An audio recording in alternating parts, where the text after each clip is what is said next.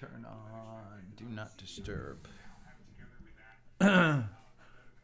Okay, by the way, good morning. Morning, Zephin. I gotta turn down this volume. Have you seen Paramount Global? I need to start Active Trader Pro. Oh my freaking God. I'm watching the Producer Price Index, the PPI. This is similar to CPI, the Consumer Price Index, which is inflation. Producer Price Index is lower, which means, again, inflation may be starting to be under control. So the market's flying.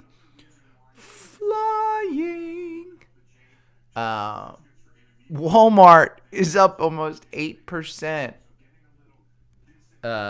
And I think Target is up even more. Remember when I told you Target was going back to the 190s? Boom! I gotta look at my notes too. Why hasn't this updated? There's Tuesday. No, it's not there yet. Recently deleted. Boom. Boom. Come on, update. My quick notes.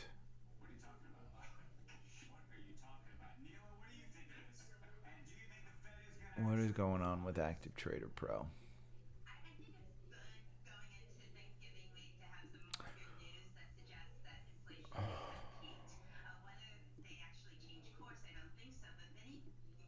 Force quit.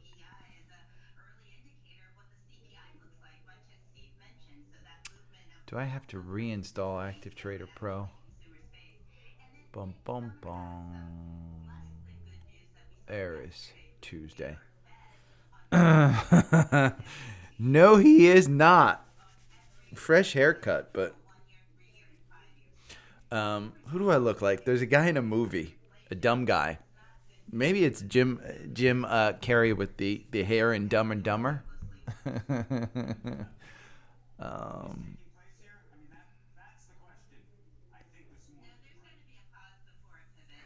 Yeah, James, don't beat yourself up for taking profits. But I will tell you, I have held Target for more than a couple of years. Should have sold it at probably 220. Didn't. I should turn down this just in case you guys can hear it. But if you want to beat yourself up, look at Paramount Global. PARA, I think, is the symbol. I'm trying to get Active Trader Pro up before I start the podcast. I'm not as worried these days about starting the podcast on time because nobody listens to the podcast until the afternoon anyway. It seems like most people, I guess, drive. I'll give a little shout out if he watches on YouTube, but I got a nice comment from a UPS driver yesterday on Instagram. I'll shout him out too. Skinny Guy Fieri. I hate that douche. And I don't say I hate him. He's a very nice man. He really is.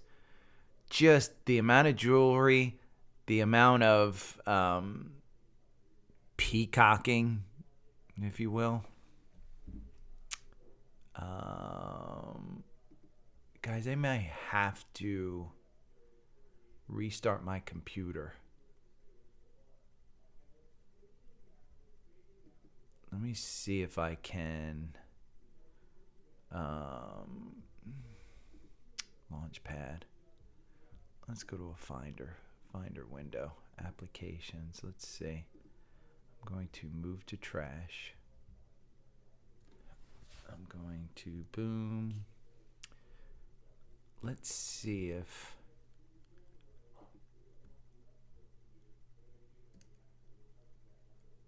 what is it? There we go. Library. And then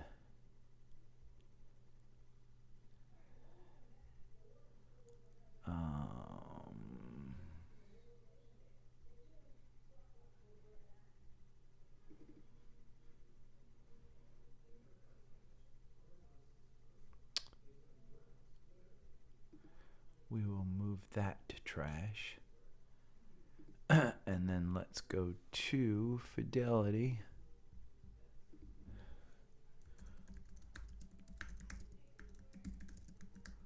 If you ever want Active Trader Pro,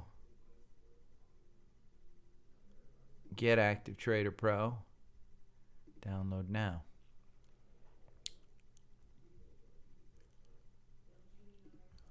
By the way, everybody who signed up for TrendSpider, you guys are great. You guys are my heroes. Let me see. I wonder if it's going to make me restart. Continue. Agree. Install. I'm just happy my watch works. But we're going to do some scans now. I got enough commentary to look at. The market's going to fly today. It's going to be crazy. Let's go to Market Scanner. And then we'll go to Dow Jones 30. Nothing on the Dow Jones crossed up. Let's look at my brokerage holdings. Nothing in my brokerage holdings crossed up. QuantumScape. This has been a stock that may go back up to the 200-day. There's some gaps there, but see, it kind of gapped under the 200-day, but then it kind of fell. We'll put QuantumScape in there. That's a good enough stock that I do think it's worth putting in there. Let's look at the ARC Holdings. PRLB, Proto Labs. That's an earnings miss or guidance. Oh. See, it's got that button hook there, but they're not making money. UPS man, what's that? I was gonna make a joke. I didn't think you were here. I thought you listened while you drove. I was gonna make the joke that I made on Instagram. It's what Brown can do for you. Welcome. So glad you guys are here. I was chatting with a friend last night, and she was like, "You never call me anymore." I'm like, "What do I need to call you for? I got friends on the internet now." Constellation crossed up again. Ugh, I'm gonna put this in because I do like Constellation Energy. I have this. In fact, they were my gas company. I switched out from them. So have they jumped the shark just because I left them? I don't know. Let's look at the S&P 100 and then we'll go to energy. By the way, Boyle probably is running today. I just have not. Okay, it might take a little while to install that Active Trader Pro. You guys might have me for a while without doing the actual podcast. No, you're not late. Welcome, Michelle. Michelle seems to be the only woman who actually speaks up too. I know I have other women who listen. I am slightly concerned that I have 86% male audience, but I think that's more the degenerate crew of the male species. Medtronic, they do.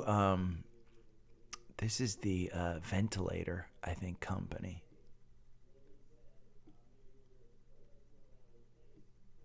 Oh. But man, they just have, there's nothing there. That's a complete pandemic.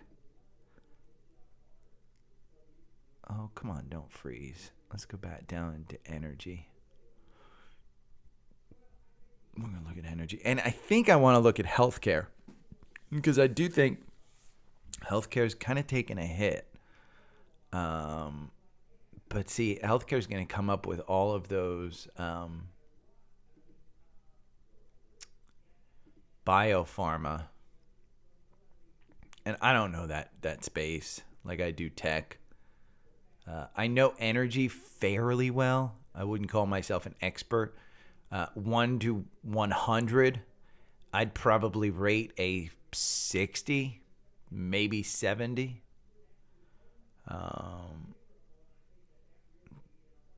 Thanks for the hearts, Michelle. VOC. It's an energy trust. Not going to do it. Let's go and scan healthcare. Why not? We got time. I think it's going to be a while until I get Active Trader Pro installed. It's moving, which is good.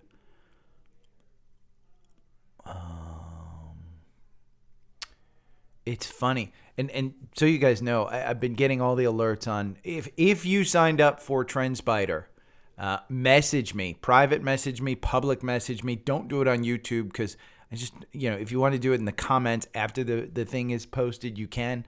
But message me. I'll get you my algorithm. It's super, super simple.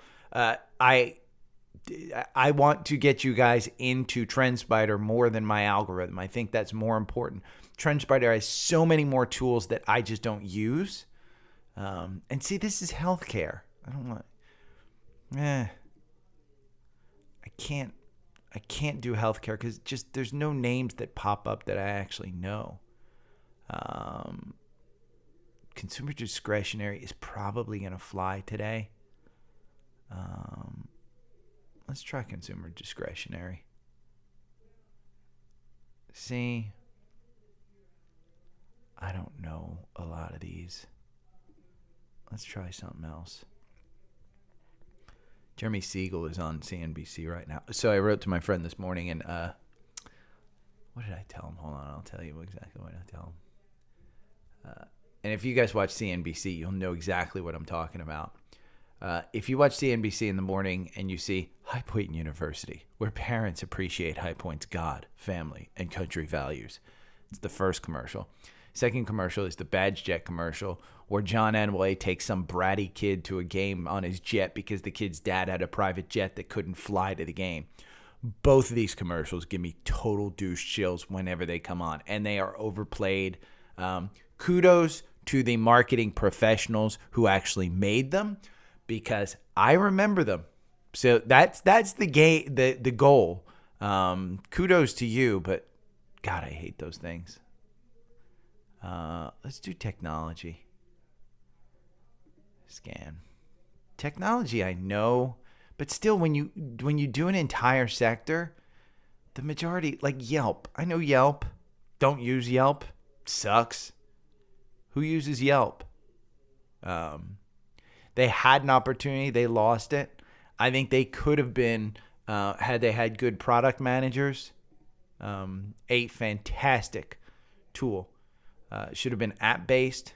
Should have been, notifications. We noticed that you're at this location. Tell us about it. It's as simple as just understanding the customer. And there were too many fake reviews. SOXL. I got to add that into my notes.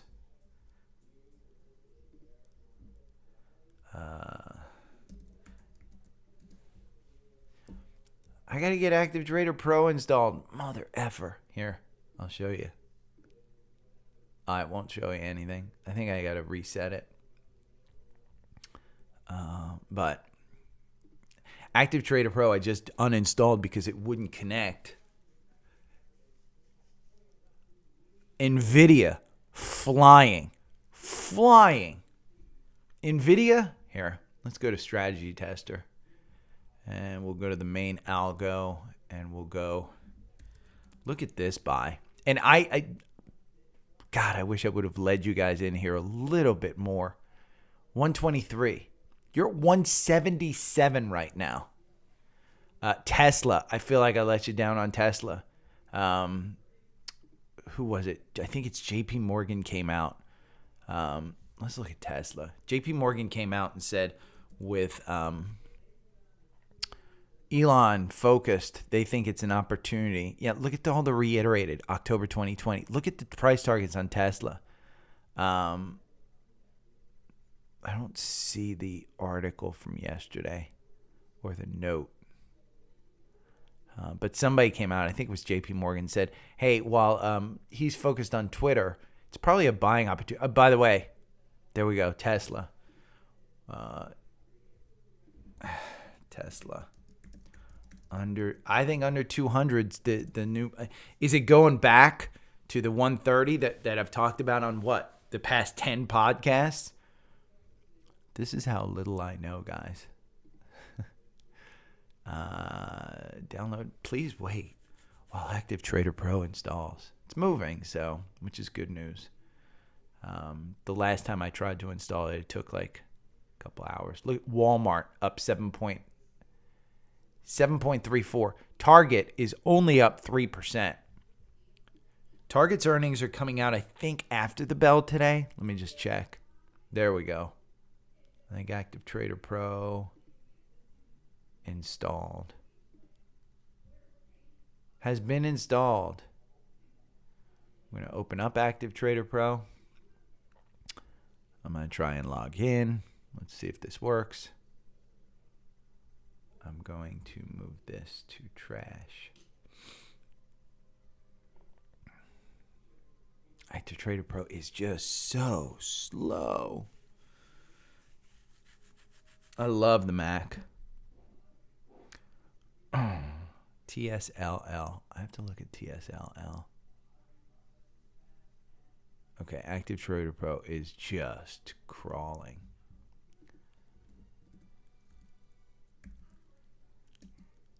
Oh, look, Target had a cross up.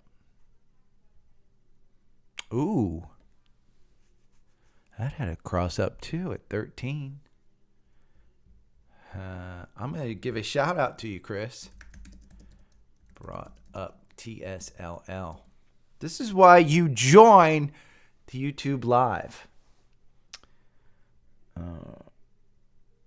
Yeah, good point. Costco. I always forget about Costco. Target and Costco. Costco earnings are coming up. I think you're right. See, so if Home Depot announced, and Home Depot was a little bad. Not horrible, but their actual traffic was down. Their actual ticket, like per receipt, was up. So they were able to... oh, there we go.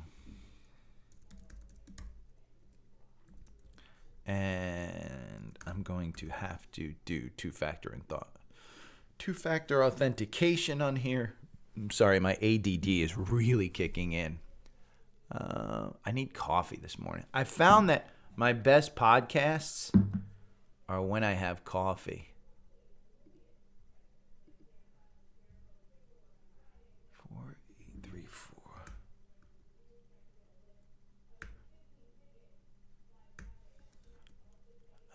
Don't ask me again.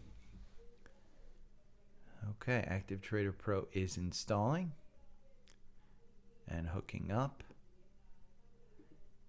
And let's see if it works a little bit faster. All of the settings. See, this is what I love about Active Trader Pro, by the way. And Fidelity, they think about this stuff, which I like. It's not like Robinhood. It's not like Webull. Webull, although I think it's Jesse. I think somebody loves Webull on here. And I should sign up for Webull as an affiliate because I could send you over there. But what I like about Fidelity is all of the settings and everything are actually, there you go, saved on the server. And so essentially when I have a problem and I reinstall Active Trader Pro, I don't have to redo the settings. I don't have to redo anything. I just log in and it's all exactly the same. I hate that it's Windows based. Yeah, Webull. And I got to try the Webull interface. I haven't tried it, but if I like it, I'll probably sign up for a referral because I think you guys get free stocks if I like refer you as a customer. I'll throw $1,000 over there. Maybe I'll do $1,000 to $10,000 portfolio challenge. Boyle should be up, but it's down.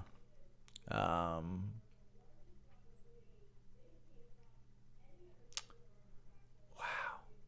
Boy, and if you guys are following the FTX situation with Sam Bankman-Fried, it gets worse. I mean, this woman. Oh, there's the nanny. This woman, Ricky Gutierrez.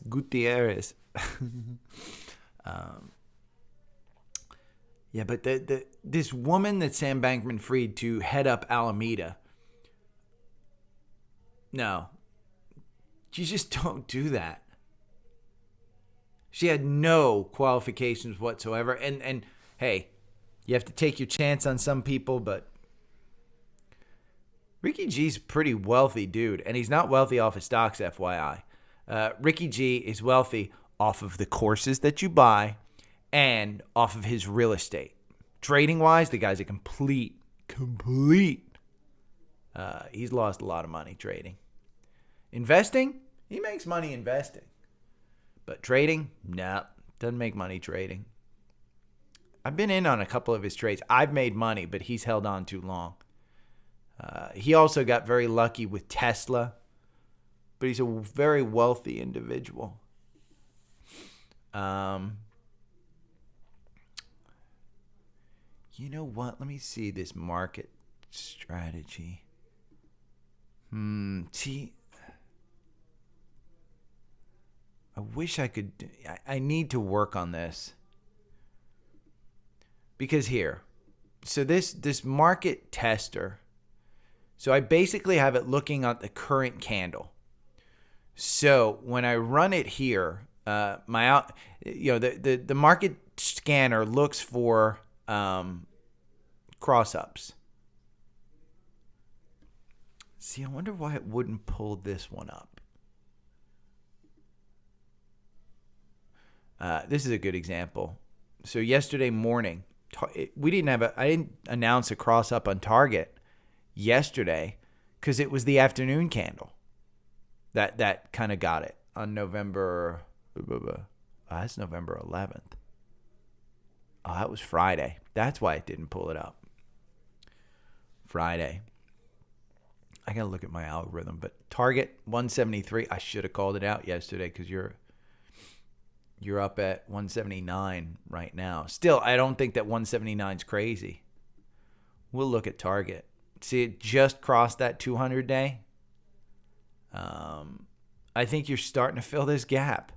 Honestly, I think tomorrow's earnings, you go to 212. Oh, sorry. There we go. So here's Target.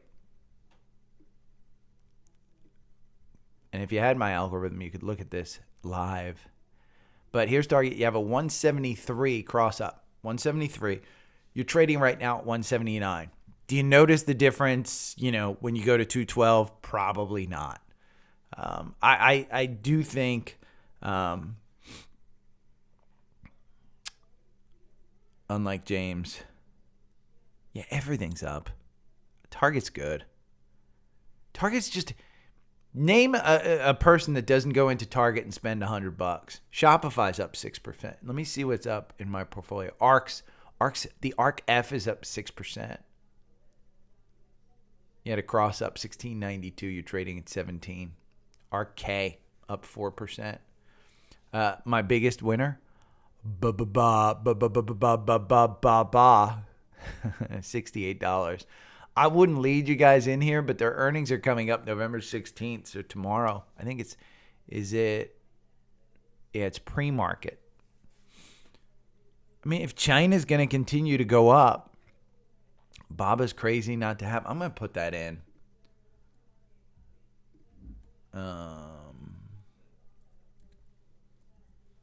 Baba.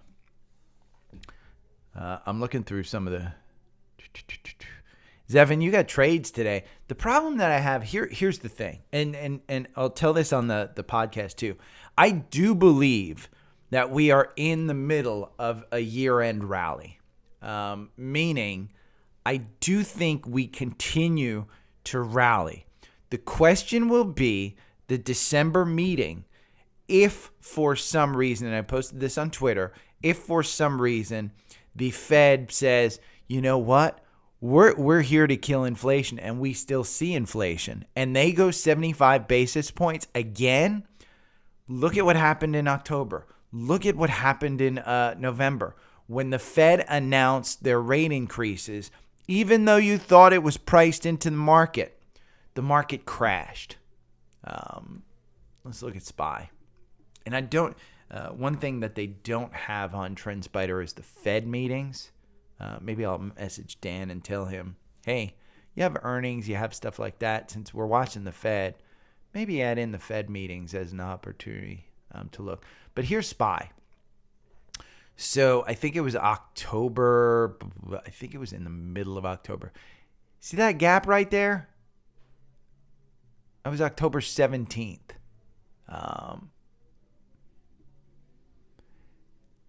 There's September 23rd. There's a gap there.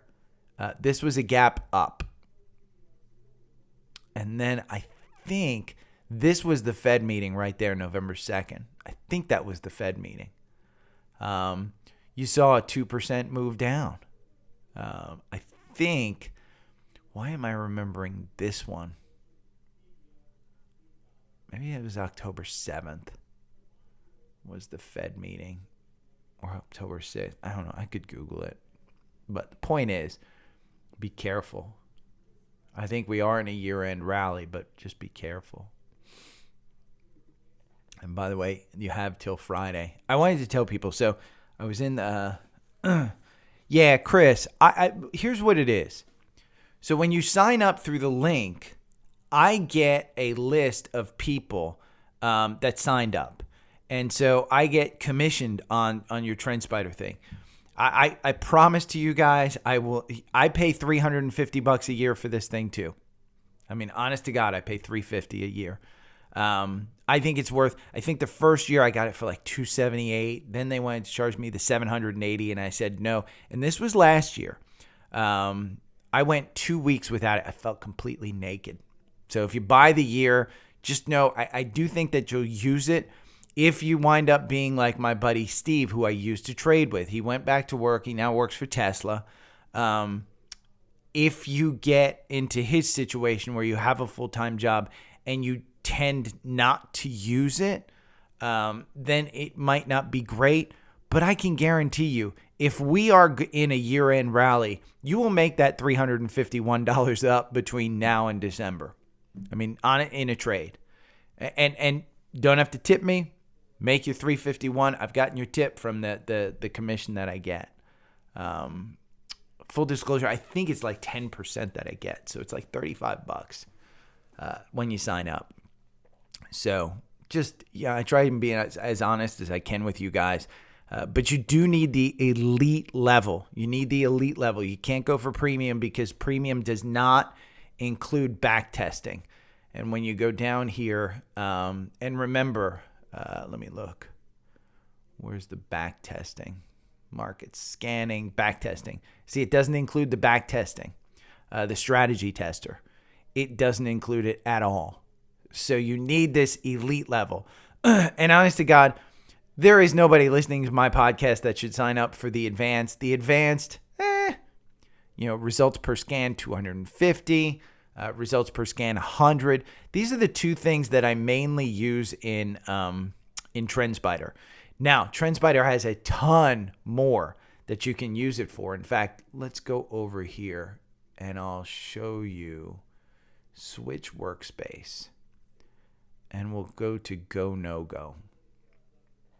This is literally just one of the symbol. They use these special candles. It's called Go No Go, and you can look up TrendSpider. These candles, the colors and things tell you the direction of the stock, whether it's going up. That green and blue means you should be buying in. Look at this. This is JB Hunt. JB Hunt went from 170 up to 186. I was in this one at 160. I think I got out at 170. It was one that was okay. I wasn't crazy about it, but and you can set up the your special things. But this is just one of the things that I set up with Go No Go because you can have access to these candles. They have tons of this stuff. Before you buy, if you're even on the fence, go to TrendSpider's YouTube channel and go to their YouTube University and look at it because you're going to want to make sure that you're comfortable. Spend $350. For me, that's an Xbox. Big deal. $350 for me, I'll make it up. You can write it off on your taxes because it's considered a professional expense. Check with your tax professional on that one. But if you trade any kind of stocks or invest and stuff like that, you can use it as a professional expense. I do, at least. Oh, come on. Okay, there we go. Boom. And yeah, Chris, so what happens is you sign up, I get your email, I confirm that it is, just message me, and I'll give you the algo. And remember, too, again, being completely, for swing traders, I do think so. It depends. I think specifically for swing traders, if you're day trading, getting to the 1 minute chart level on TrendSpider, I haven't liked it. If you're day trading, my suggestion is use Active Trader Pro. It's got much faster responses. You can trade within it. They do have bots within TrendSpider where you can automate. You can basically do a super, super simple script that allows it to sync up. Swing trading for me, and that's why I got TrendSpider. And that's why we set up 4-hour candles, is because Steve and I didn't want to sit and watch candles all freaking day looking for setups. So we got TrendSpider. We did the 4-hour candle. We set up some alerts. And essentially what happened was we would get texts. I used to golf a lot during the, and then during the pandemic, nobody was out golfing or the golf courses were full, but I could get out during the week and just go golfing. So I'd go golfing and I didn't want to sit and watch my phone. So I'd set up the 4-hour candles. I'd get texts at 1:30 and 4 o'clock. And if I wanted to trade based on those alerts, I would just use my phone. So I think it makes total sense for swing traders. Now, remember, when you get this one, alerts, the middle one gets you 100 alerts that expire in 30 days. So you just have to reset it every 30 days. The advanced gets you 250 alerts. I can guarantee you, I am comfortable with about 25 alerts. I am uncomfortable with anything over 30. And that's just because you just get deluged with texts and emails and you just lose it. So right now I have it set up for 3. I usually set it up with most of my portfolio having alerts, but I've gotten lazy. And in the bear market that we're in, I'm comfortable with my portfolio, so I didn't want it alerting me to buy and sell within my portfolio because most of the things were sells, and I was just like, forget it, I can't do it. But TrendSpider, for me, I would guide you towards absolutely. Now, here's the thing. You can sign up through my link for a month to month as well. You don't have to go for a full year. I just think that the full year is worth it. I think this is the one sale of the year that they have. Anything 50% off to me, I think, specifically in since they add so many features.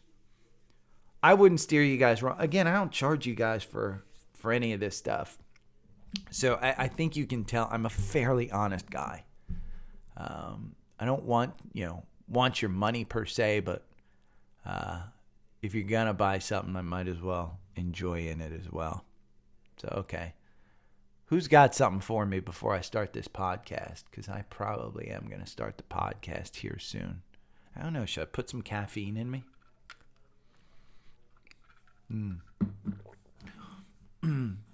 Chris, here's the other thing that I'll tell you. If $350 is like a commitment for you, no, you don't need Fidelity for TrendSpider. Fidelity's a brokerage house. And that's, my friend Ada was asking me, who works at Microsoft, she was asking me, well, what does TrendSpider do? She's like, I'll buy it.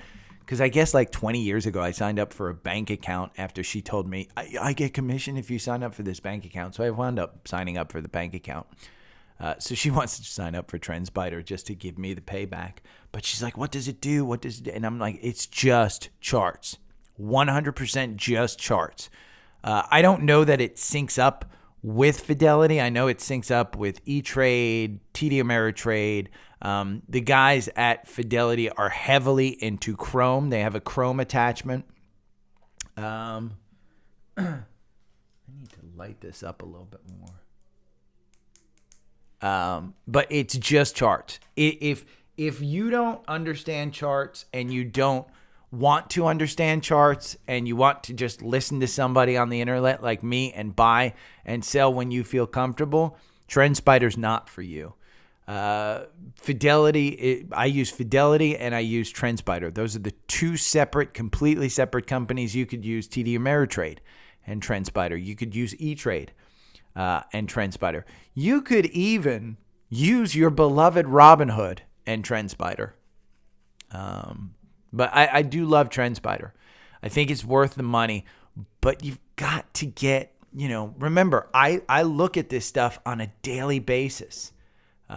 If you're looking at it from a weekly basis, I still think you're okay. You could even set up your own algorithm. Remember what my algorithm is. My algorithm doesn't tell you, oh my God, it's going to go up. My algorithm back tests. So it back tests over 1,000 candles, over 2,000 candles. It is a simple program that I set up that basically takes a 1,000 candle look. And that's typically what I use because 1,000 candles is considered quote unquote shallow. And it's supposed to tell you, okay, you're within this kind of range. But it simply looks back and it says, hey, MACD, yeah, you should buy here because of the MACD. You should sell here because of the MACD and some moving averages. And that's what it tells you. And this is this is my algorithm. I mean, look at the buys and sells. You can see here, and I always tell you guys this, that button hook, we haven't been able to figure out an algorithm that gets you out up here or in down there. See, it underperforms those kind of, you can't time the market. You just can't. That's a perfect example right there where you can't time the market. See that 338?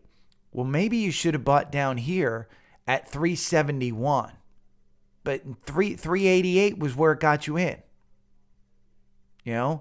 And then you should have sold up here at 431. Well, it didn't sell at 431. It sold down here at 412. You can't trade on TrendSpider. So it's not a brokerage. So remember, TrendSpider is you can kind of think of it as just charts. You can set up bots, what's called trading bots. Dan, the CEO, basically programmed this with some of his developers.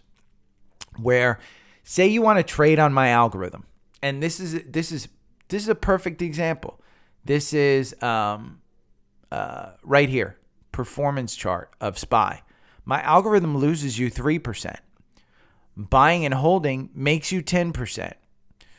Down here, I don't know if you can see it. Probably not. I'd probably have to move the damn thing. But over here is the tabular data. You have 28 positions within 1,000 candles. 36% are wins. Your average win is 2%. Your max lost is 17%. So the maximum that you lost was 17%. You can launch a trading bot that trades within this. So if you launch a trading bot and traded, and again, remember, a trading bot doesn't guarantee that at the time that it's triggered, it actually gets you that price. A trading bot goes out to your brokerage house, not within TrendSpider. It goes to your brokerage house and it says, hey, I want to buy at this price. Put it in. You can set it up as a limit price based on the algorithm. Who knows if you'll actually hit it. So I would not think of TrendSpider as a trading platform. It is simply charts. And what do charts do? Charts help you trade. They support your trades. You should be looking at charts before you put any trade in. Part of what I teach when I mentor is there's two ways of trading. There is fundamentals, which is FinViz. You've got your fundamentals right here. And if you want, all of these fundamentals right here, I should scroll up. These are the fundamentals. This is what Warren Buffett trades on. 100% what Warren Buffett trades on. Now, he trades on, a significant amount more information because he goes in and looks at the books of the business and what's behind those numbers. But if you want to trade like Warren Buffett, you could trade on this. But there's a secondary portion, and that's part of this. This is the technical portion. So fundamentals and technicals are two different ways of trading. Typically, very good traders, hedge funds, things of that sort, they trade on both. There's a certain style, certain way of doing it, but they do trade on both. So I trade on both, and make no mistake about it. What I give you guys every day is not just my algorithm. It's a process. The process is what you guys do. Whether you know it or not, it may not have been completely transparent to you guys, but it's the process. And that's the value of what I give. It's the process. It's understanding, hey, I've got my algorithm and I've got where I feel comfortable within a stock, where I think it's going to buy. Now let's go look at the fundamentals. Or let's look at the fundamentals. Tesla is down 45% year to date. Well, it probably shouldn't be down 45% year to date. Why is it? Well, because the PE was high and the PE in the market wants to come down, and they haven't necessarily justified the growth. So, it's 52% down from its 52-week range. Well, let's go look at the chart on Tesla.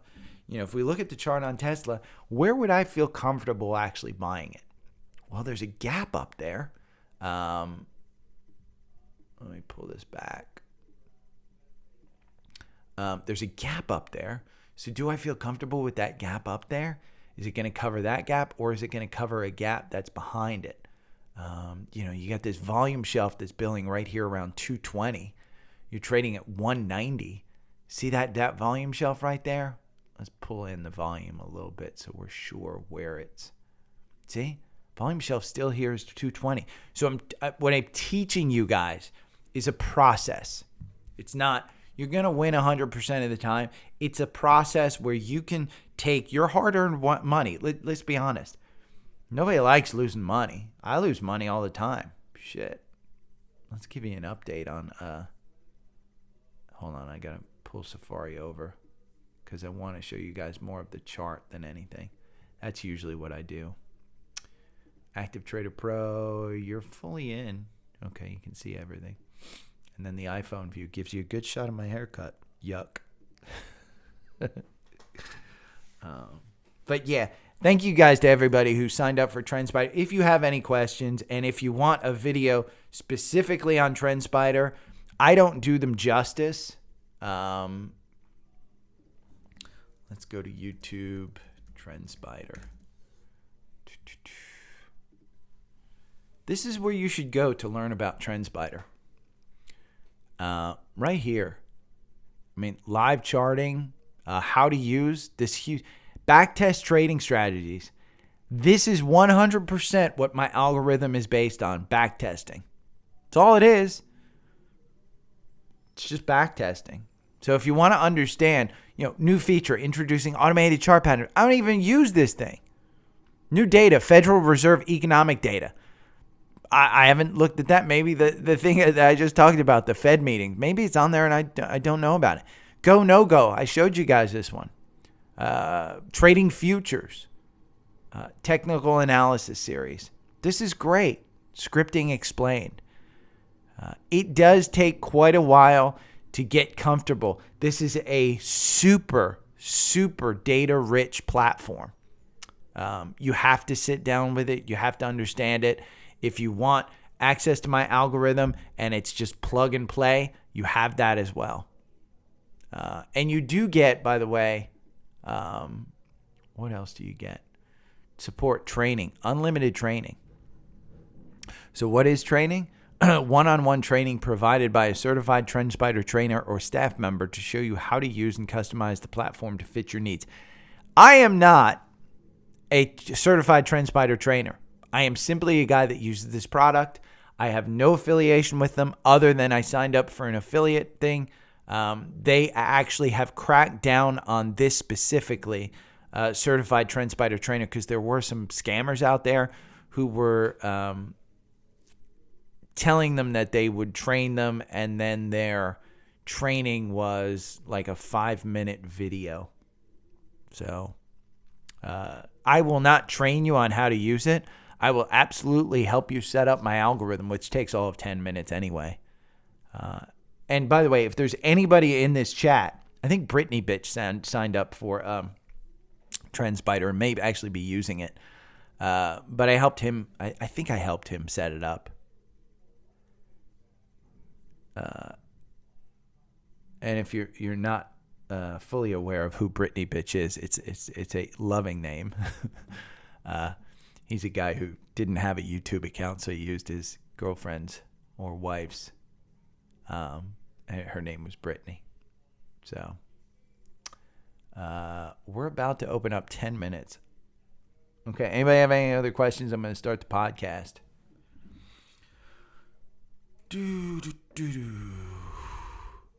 Because that's where most people listen to me. I've been on this for an hour. I probably should start a new one. Brittany Bitch. Hey, tell everybody how easy my algorithm is to set up. It's stupidly easy. Honestly. Volume. I'm going to turn this down. Yeah. We forced him to sign up for a YouTube because we lovingly mocked him relentlessly. Brittany Bitch. Still one of my best. Although I was giggling, UPS man, if you're still there, I was giggling all day yesterday at what Brown can do for you. My comment on Instagram. I was laughing at that one. Taiwan Semiconductor. I have to look at this one. I think it's TSMC. No, it's TSM. No, there is no TSM. I think TMC SC is the actual corporation. Look at this. God.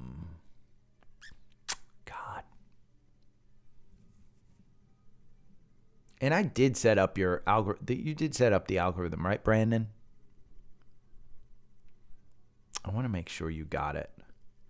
I think you got it right before I was going to LA, and I was so stressed out and had so much anxiety over LA.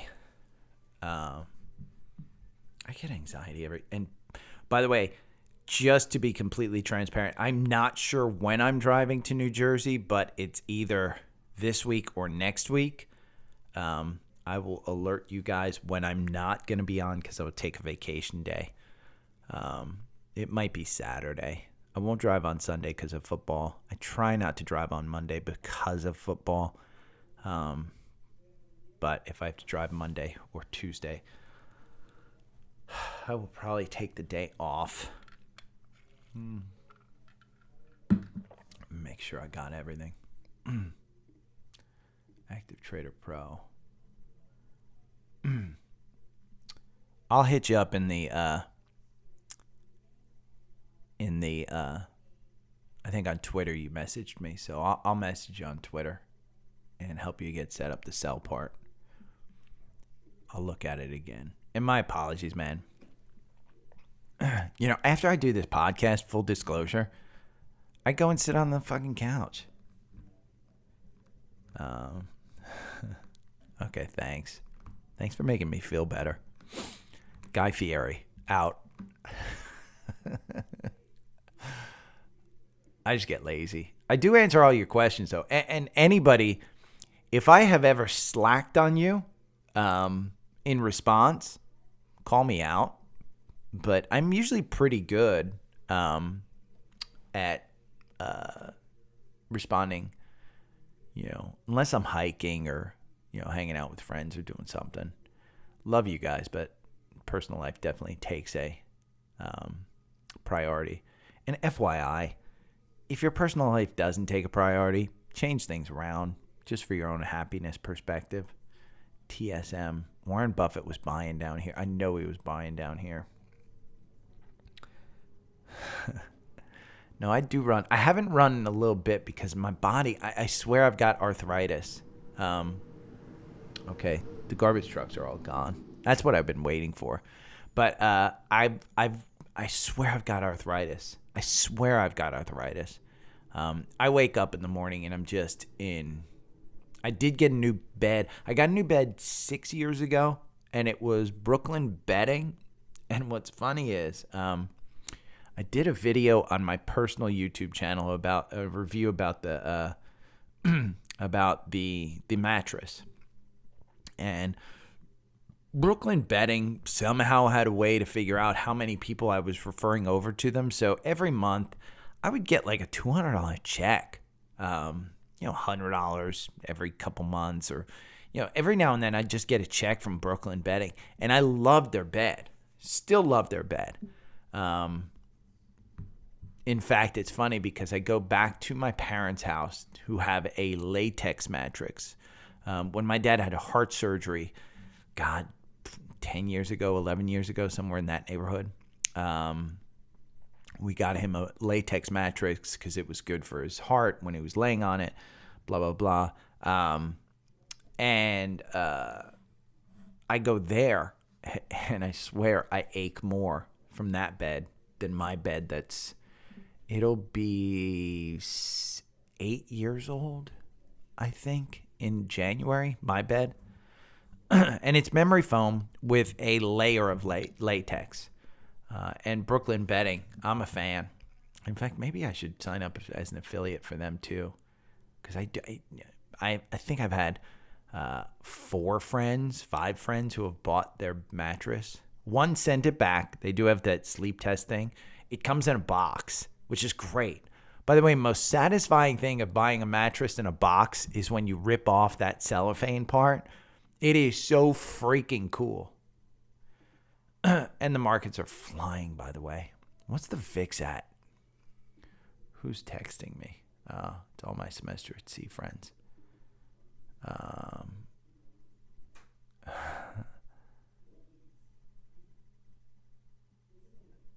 Who is this? And look at this bunch.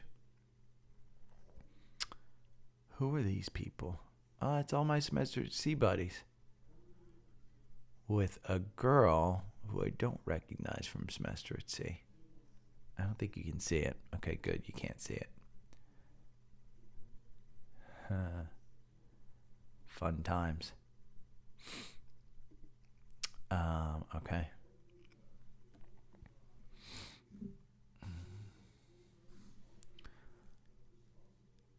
Yeah, see, Brandon, I'm glad you like it. I don't, honestly, if it were useless, TradingView I tried. TradingView I think is the industry leader, and I tried them. I didn't find, and I don't know if it's just because I like the interface of TrendSpider, and how easy it was to use, or if TradingView just didn't have the benefits. Now, what I do know about TradingView is they have a killer Reddit community that helps you set up all of your strategies. So it's killer. Jesse, I'll talk to you more about it, I guess, on Thursday. I'll let you know. We can go over my algorithm and stuff. But yeah, I do, for anybody that's trading any amount of stocks, even if you only have, like a couple $1,000 in your account, I think you'd make up that $350 just by listening to me.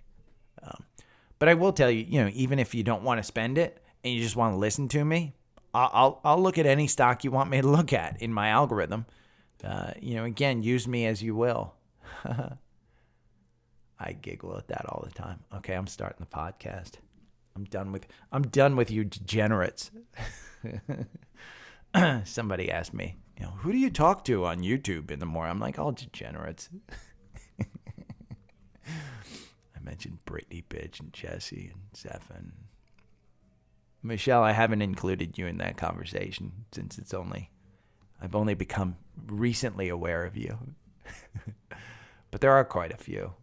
I love that, when you guys chat and stuff up. Okay. Here we go. Oh, fucking Jim Cramer. FYI, before I start this podcast, Jim Cramer, Jim Cramer won last night because when Cramer took a picture from the press box and said, it's not over, Inverse Cramer said, it actually is.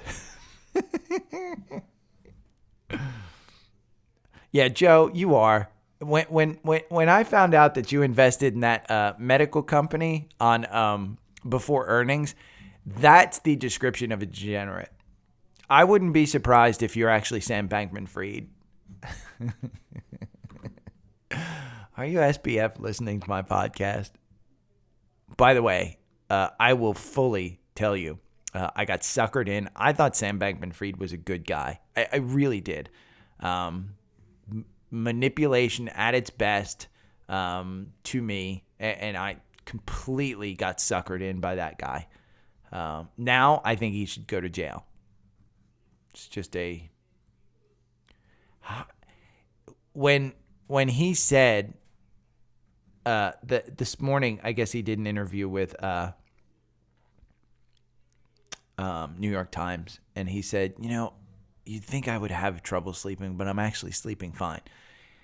That's the just arrogance that I hate. I hate that. If you lost people's life savings, good example. I lost, if you guys were listening in April, and I go back to this, I said Shopify is 100% win in April. I don't think I personally bought in, but I held my stock, and I said I'm just waiting for it to go back up. It's down a little bit, and every day it kept going, and every day I kept saying, it's got 100% win, and I know the chart looks good, looks bad, but it's got to turn around, blah blah blah. I felt horrible.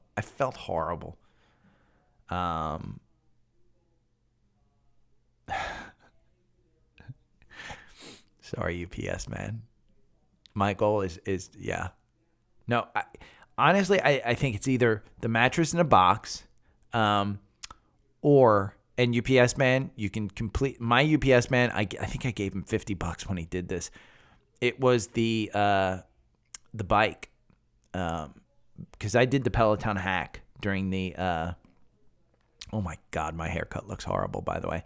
But I did the Peloton hack where I bought a cheap spin bike off of Amazon, and it's got a 50-pound flywheel on it. Now, I will never move this thing out of my bedroom. I guarantee you it's never coming out of my bedroom, whether I use it or not, just because that 50-pound flywheel. I thought I could bring it upstairs. I couldn't. And the UPS guy, he brought it up to my door. But seeing him pull it out of the truck, I offered to help him pull it out of the truck. But he said, no, I got it. He put it on his fucking shoulder. I was like, oh my freaking God. And he brought it up to my front door. And I wanted to bring it inside. He said, listen, I can't. He goes, there's liability with that. I got to leave it out here. So I had to call 2 neighbors to help me pick that one up. But yeah, mattress in a box. UPS, man. What Brown can do for you. Okay. Good morning. It's Tuesday, November 15th. I have been on YouTube for about an hour now. Just been discussing things. TrendSpider sale that's going on. Shout out to UPS man, who I thought was listening just on the podcast, but actually winds up being one of the degenerates on YouTube as well. Big move today. Producer price index, which has, last week you got CPI, which is consumer price index. Today you got PPI, which is producer price index. That determines the cost of goods into the producers. CPI is consumer price index. That's inflation. PPI is, hey, how much does it cost for those goods? Well, PPI came in lower than expected. So market's flying again. It's up big. Let's go over to Active Trader Pro, and it's not updating. God, I reinstalled Active Trader Pro so that it would update, but it's not updating. But I'll quit it and we will go back to it at some point in time. I think I have to force quit. Active Trader Pro is just giving me so many problems, and I know it's not going to start back up. You know what? I'm going to restart the podcast. Boom, boom, boom. We're going to restart the podcast because I thought Active Trader Pro was working, but it's not. Son of a bitch. And now do I have to reinstall it again?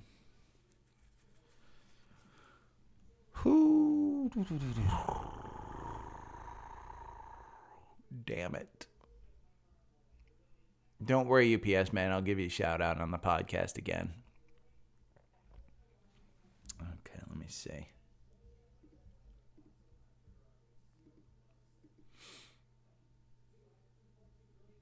I was trying to make sure before I started the podcast that it would work. Let me see. Status check. Check your portfolios. Are you beating the S&P or are you underperforming the S&P? Let's see. I am up 2.72% today, and the S&P is up 1.76. So 2.72 is beating all of the averages. All of the averages. The VIX is down at 23. I'm telling you that VIX UVXY has not. Oh, and Boyle's crashing. Boyle should be up, but Boyle's crashing. I'm going to go and look at UVXY and see. Active Trader Pro, man. I have to see if I have OBS turned off. That's why I haven't tried. Okay, podcast again. Good morning. It's Tuesday, November 15th. Fluttering my words. Yeah, this is the second try at this one. I have been on YouTube with the other degenerates for about an hour, including UPS Man, who gave a shout out to me on Instagram yesterday. I did not know that he was one of the degenerates that joins me on YouTube, but he is. So welcome all. If you haven't joined me on YouTube, essentially what we're talking about is TrendSpider, whether it's worth the $350 a year or not. If you don't think that it's worth the $350, or if you're ambivalent about paying $300, go month to month. The only reason I paid for a year is because I was sure after paying for it month to month for 3 months, 4 months back in 2021 or 2020, that I was sure that I was going to use it. I feel naked without it. Brandon, or as we call him lovingly, Brittany Bitch on YouTube, he agrees that it's worth it. A couple other people have reached out to me that have signed up. The Black Friday sale is up. Let me see. Let me look at it real quick. It is up in 3 days. So you still got 3 more days if you want to sign up. But let's talk about CPI versus PPI. CPI was released last week. That's Consumer Price Index. PPI is Producer Price Index. It's the cost of goods going into the consumer goods. So PPI showed that, hey, costs are coming down for everybody. So, of course, the markets are up. Status check on your portfolios. Are you beating the indexes or are you not beating the indexes? Personally, at the current time, I am up by 2.5%. And the indexes, the S&P is only up by 1.6. The NASDAQ is up 2.3. And that's just because Apple is probably outperforming. Again, Apple outperforms on a lot. Let's take a look at Apple, because there was a news report yesterday that they are getting into the metaverse. And if you know, metaverse, Meta, has been flying of recent. If the candle does not come back down to 150, it opened up at 152.23, And so you're going to see a gap. The lows is 151.92. So if that gap doesn't fill between 150 and 151, you're going to have a small gap. You've got some gaps down here on the way down. Now, the Bollinger Bands look like they're cinching up. It's on the top of the Bollinger Bands. You're going to use this 200-day as a resistance level until you can use it as a support level. Right now, it's been resistance. You can see right here, it was support, lost it. It used it as resistance. It went up to 157 back on October 28th around the earnings, then kind of just crashed down, got down here to the 135s or so, and you're on your way back up. The cross up on the algorithm is 145. So 145 probably, like I always say, 140 is a good handle to get into this one. If you get into in the 130s, I think it's tremendous. There's a lot of talk about tech not quote unquote leading, and there was a good analysis yesterday about how in the 2000s it took a decade for some of the leaders to even come back, and they haven't come back. Specifically, what stuck out in my mind was Cisco. I got out of Cisco, I believe in 2000, 2001, somewhere in that neighborhood. Cisco wound up paying for my college. That's essentially, back in 1993, 91, when I went to college, I think that was my spending account in college. So, I was making good on tech bets way back then. So I did well on it. Let's talk about Berkshire Hathaway. They announced they dumped their Bancorp, and they took a huge stake in Taiwan Semiconductor. And so two things. Taiwan Semiconductor is flying today. Let's go over to Active Trader Pro, and let's look at, let me bring this up. There we go. I'm going to move this over here so I have a better look at it. But Taiwan Semiconductor, TSM is the symbol. They're up 12% today. And that's just on the Buffett move. That's the only thing. So if you have been in SOXL, SOXL is part of Taiwan Semiconductor. So SOXL is absolutely flying today. Again, if you've been in this one based on the algorithm, you got in at 727. You may have gotten out with that 20% move right here, but it got you in the next day at 927, same time. You've got a gap down here between 953 and 1039. You're trading outside the Bollinger Bands on the top here. You're trading at $14.15.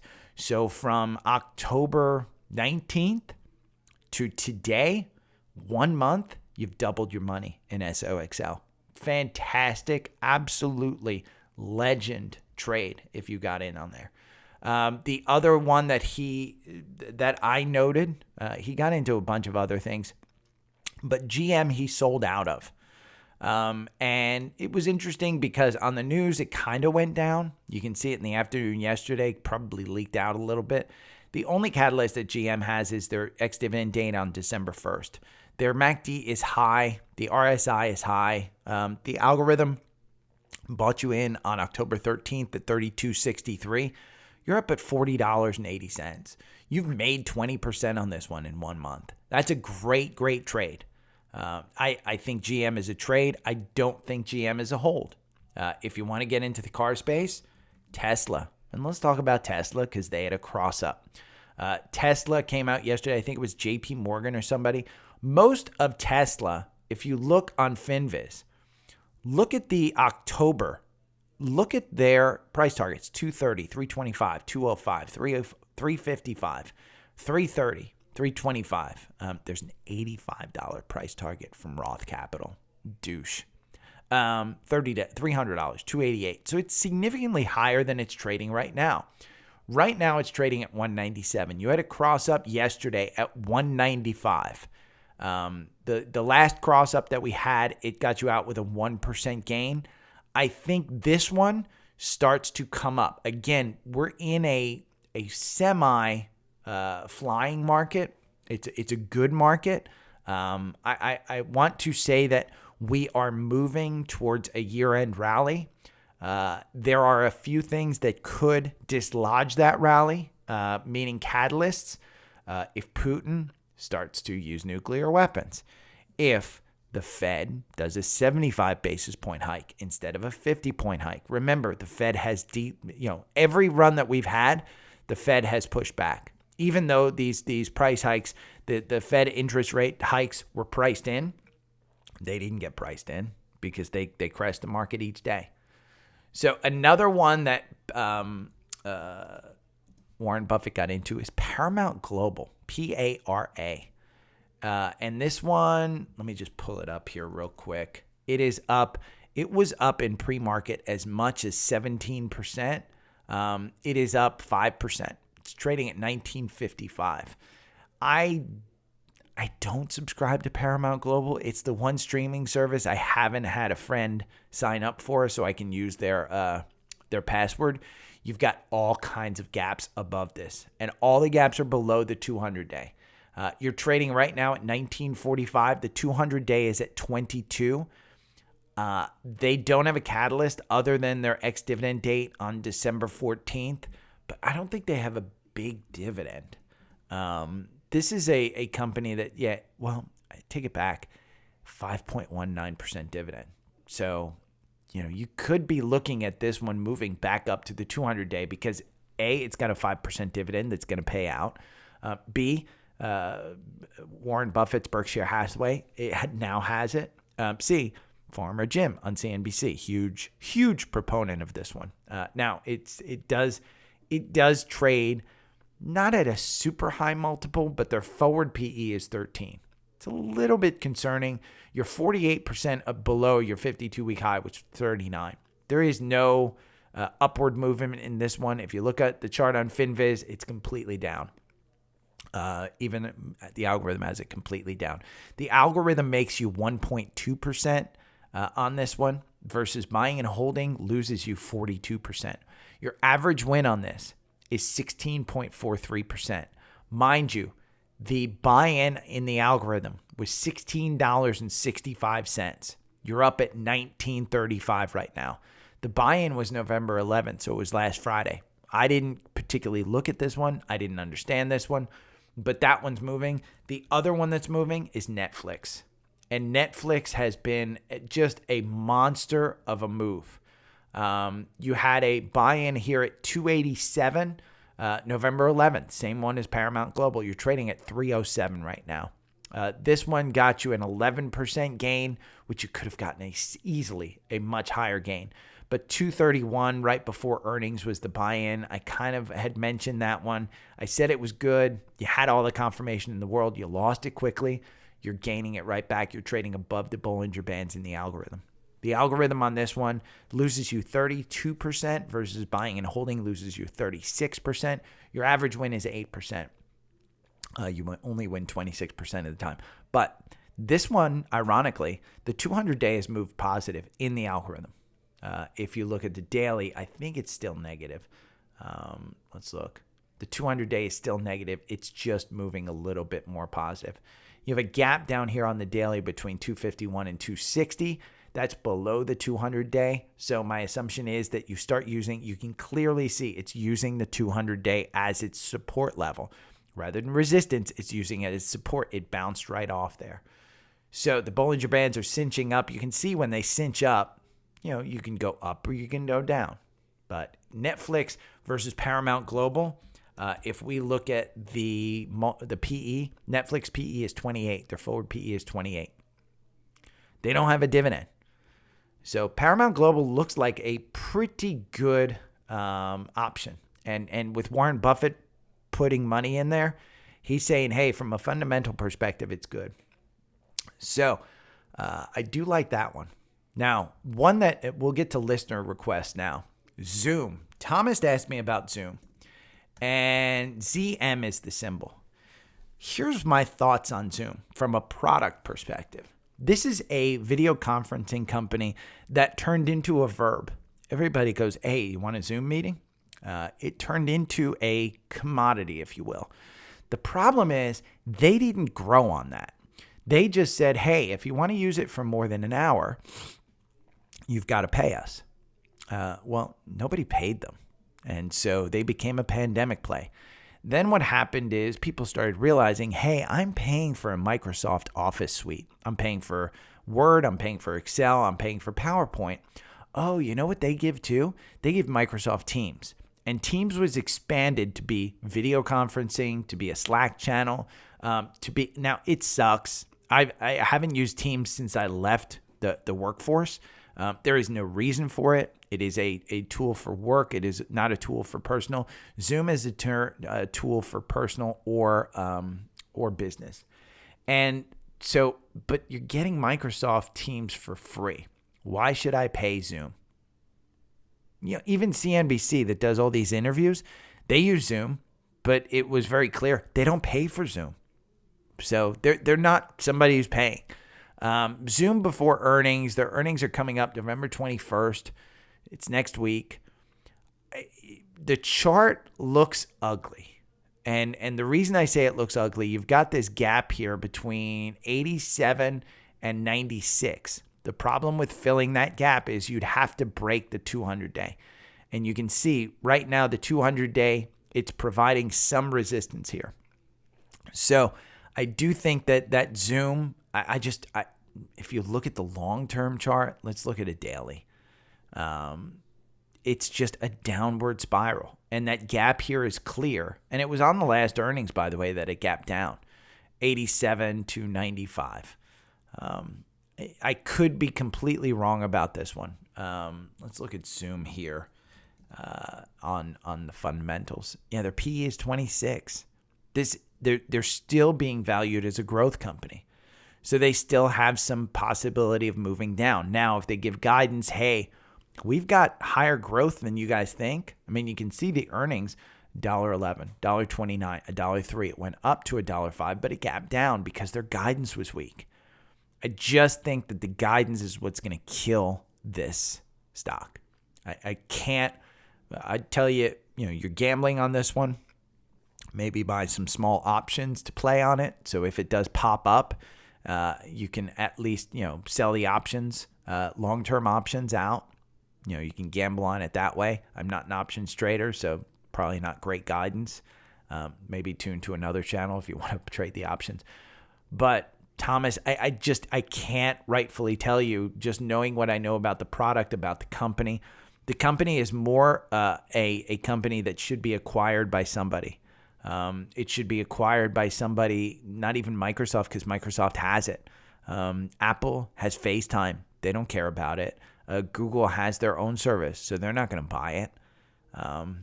Some up and coming, if Slack were still out there, they're part of, I think Slack is now part of CRM. Maybe CRM wants it as their video, but they don't even need it. You wouldn't pay the price that you'd need to pay for Zoom versus just creating your own video service. So I just don't see it happening. I just don't. Jackson from Instagram wrote me, the chaos on Eli Lilly and Lockheed Martin from last week with the fake Twitter accounts. They haven't recovered. Let's look at Eli Lilly. Lilly, LLY. Let's look at their stock chart. This is a Jim Cramer favorite. I've always believed in the inverse of Jim Cramer, but he's gotten this one a little bit right. You can see the cross up here at 311. You do have this gap here between 312 and 317 that has not been filled. The original gap was between 312 and 327, but after it gapped up, it just fell. This is why you don't chase stocks. It just fell. And so right now you're seeing it fall. It's at 354. The MACD is crossing down. You just crossed the ex-dividend date. There's no catalyst here in the future. It has fallen. This was the day that on November 11th, where there was a fake Twitter account that said that they were giving away insulin. And then insulin, they came back and said it was a fake Twitter account. We're not giving it away. And then Bernie Sanders came out and said, well, why aren't you giving it away? And a bunch of regulators said it should be free. Elon Musk defended the company and said, no, it shouldn't be free. It costs money, blah, blah, blah. You people are crazy. So there was this war that came on. It's trading at 354 right now. This is a mainstay stock that if you want a healthcare company, you can actually just buy this one and hold it. The algorithm makes you 190% trading in this one. Buying and holding only makes you 154%. Your average win on this is 14%. You win 56% of the time. That's healthcare. This is drugs. This is biopharma with a successful biopharma allotment of drugs. You'll win like that. Right now, you're still in this one with a buy-in at 311. The gap down here at 312 to 317 worries me, but I would say I don't think that you fill that gap. I think you more go pull back to this 200-day around 325. There's a volume shelf right here at 334. So I think between 334 and 325, you can feel comfortable buying this one. Now, here's the problem. You go into LLY, and their PE is 53. I mean, you just knew this. They're up 28% year to date. The NASDAQ, the SPY, S&P is down. Let's look at SPY. I have to update this daily because it fluctuates. It's down 16%. The Qs, the NASDAQ, down 28%. So Eli Lilly is up 28%. Look at that chart. It's moving upwards. You're only 3% below your 52-week high. So I do think that you could come down if you wanted to buy this. I don't know that it's necessarily going to recover. I just think it was overbought. I think it got too high. And I think the Twitter catalyst brought it down. Now, let's see Lockheed Martin. LMT is the symbol. And I think I've gone over this one before. You have that button hook. It got you out right around the Twitter time. The Twitter time took out, the algorithm. It said, oh, it's coming down. It's good. Your buy-in was at 432 on October 18th. You got out with a 7% gain. You could have gotten out with a 10% gain. Once you saw this kind of button hook, I probably would have told you to get out. The Bollinger Bands are up. The RSI is down at 40. The MACD is still crossing down. The only catalyst you have is this ex-dividend date on November 30th. Nothing super exciting. This kind of volume shelf right here. Let's make sure I'm going to pull this back to here, April, to see the volume shelves. You kind of have this volume shelf between 464 and 460. You're trading right at 460. I think if you close the morning at 1:30, if you see it below 460, I think your next support level is between 447 and 450. And I think that would be a decent place to buy this one. It could go back to 400 though. Let's look at Lockheed Martin. LMT. Their PE is 21. Again, they want this one at 17. The forward PE is at 17, but you're going to bring down. The good news is you have a 2.6% dividend. So I don't think it's horrible. But again, the Lockheed Martin and Eli Lilly, those catalysts aren't crazy. They're just something that happened to bring oversold stocks back down. So I don't know that they're necessarily going to, quote unquote, recover. I think they'll just come back down to reality. And then you can feel more comfortable buying them back closer to the 200-day, which is what everybody uses as support. Anonymous text. So I won't say who sent this to me on Instagram, but here is the exact wording. I bartended at USC for professors that they brought around from all over the world that teach social entrepreneurship. I have a problem saying that, but entrepreneurship. I was speaking to one guy in particular who used to trade derivatives for a living, particularly futures. He's now a professor teaching in Boulder, Colorado. Anyways, I've asked for his opinion on the CPI data and how long he thinks this rally will last. I said that I believe it'll be for a couple of weeks. He believes the CPI data will have a rally lasting a few months. I thought the information might be helpful. Least you can do is just bring it up to your audience. I kind of agree with him. I don't think the CPI data is the only thing. I think that Fed meeting is the key. If the CPI data is down, the PPI data is down, like we saw this morning, and then the Fed moves to a 50-point rate increase instead of the 75. If they do a 75 in December, I think you see it come down, but I think you see it come back afterwards, just like we saw in the past two. I think that's a buying opportunity. If they do a 50.8 rate increase, I think you see it continue higher. But I do think today's Walmart earnings, and we'll get to that, are an indication that we're moving in the right direction, which means the market should trade within a range and have that quote unquote support level, or we continue to go higher. One or the other. Next year, I just don't see it moving higher because I do think that earnings have to come down. I agree with most economists, but I do think that we're in for a couple of months into the beginning of the year. The beginning of the year, all bets are off. Netflix, they got a Bank of America upgrade. We already went over Netflix. There's a big mover, SHLS, Shoals Technology. This is a solar company. Let me read to you what they do, because I do want to make sure that I get this right. So I'm in FinViz. Provides electrical balance of systems solutions for solar energy products in the U.S. It produces EBOS components, including cable assemblies. We don't care about the rest. They're in solar, and solar has been big. And they got an upgrade November 15th today. Price target is 30. They're trading at 27. And by the way, the algorithm right before earnings had a cross up at 22. I wouldn't have steered you in this. This is a company that year to date, they're down 7%. Their PE is 236, but their guidance was good and their earnings were good. So they're up there. Again, the price targets are up. This one's huge. If you're playing options, my guess is you could probably play puts, but you can clearly see it's hugging this 200-day. And today it's way above that 200-day. You don't have any volume support up here. Let's move it more. I'm going to move it more inwards right there. The volume support is there. It's just not huge. But I do think you have a volume. This will pull back probably to the 23 level. So if you want to play some puts, I know some of the listeners play options. If you're experienced in that, that's fine. Home Depot earnings, they missed, and their stock is getting a little beaten. It's up slightly to 309. I'll have to check it in Active Trader Pro. Let's see what Active Trader Pro says. Home Depot. They are up almost 1% at 309.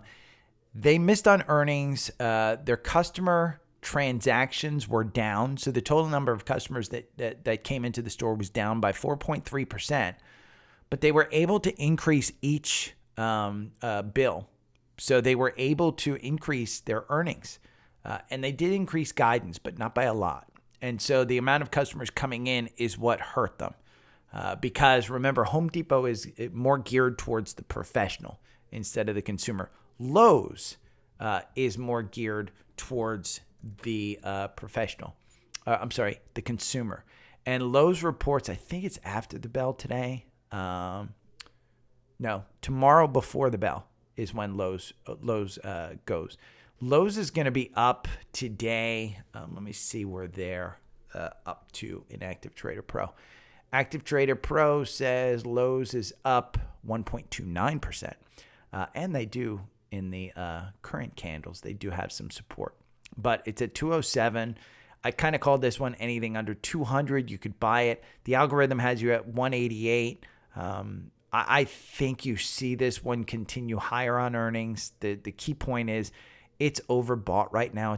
The RSI is at 67. That MACD is still crazy up there. I don't know that you buy this one into earnings. If you own it, hold it. But I don't know that you buy it into earnings. Speaking of earnings, NVIDIA has earnings coming up this week, and NVIDIA is way up. I started out my YouTube podcast by showing people NVIDIA. The algorithm had you buy in at 123, and I said be careful because we've been burned like this before. Today you're trading at 169. This one went all the way up to 177, I think, in pre-market. It's high right now on this candle is 169, and it's trading at its high.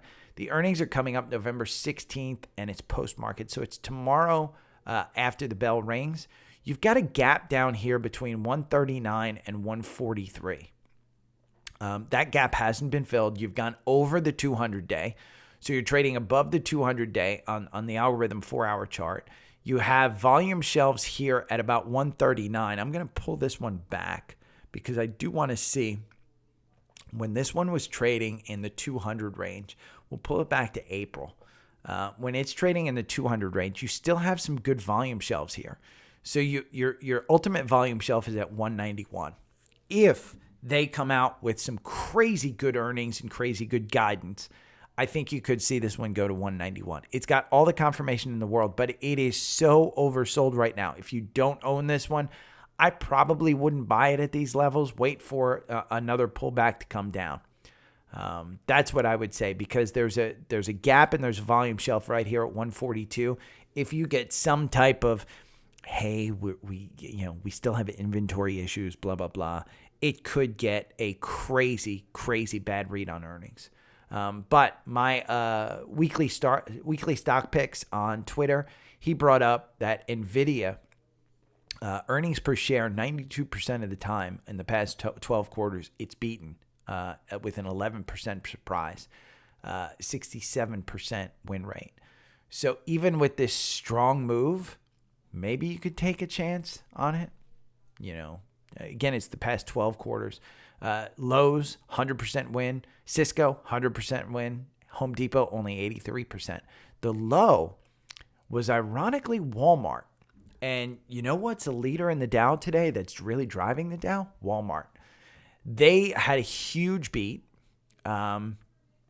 Crazy good quarter. Inventories under control. They're seeing consumers having less to spend on ancillary items. But they're seeing really good buying on holiday sales. Specifically, they're seeing a large number of people with salaries over $100,000 coming in and shopping at Walmart. That's a trend that hasn't been seen. Now, there's two things that you can see, you can view on that. Either people are really trying to save money, or they're finding value in Walmart. That's exactly what they're looking for in a stock. And it is up 7% today. Yeah, 7.4%. I personally own this one. I bought and held it for a long time. I think around 2012 or so. Walmart is one you just buy and hold. I have significantly more Target. And I bought Target, I think, in 2021 or 2020, somewhere in that neighborhood. I think my average price is around 111. This one, Target is up 3% today. Their earnings are coming up. Is it tomorrow? Tomorrow pre-market. So you'll get Target. Here's what you have to know about Target. There is a gap here between 168 and 211.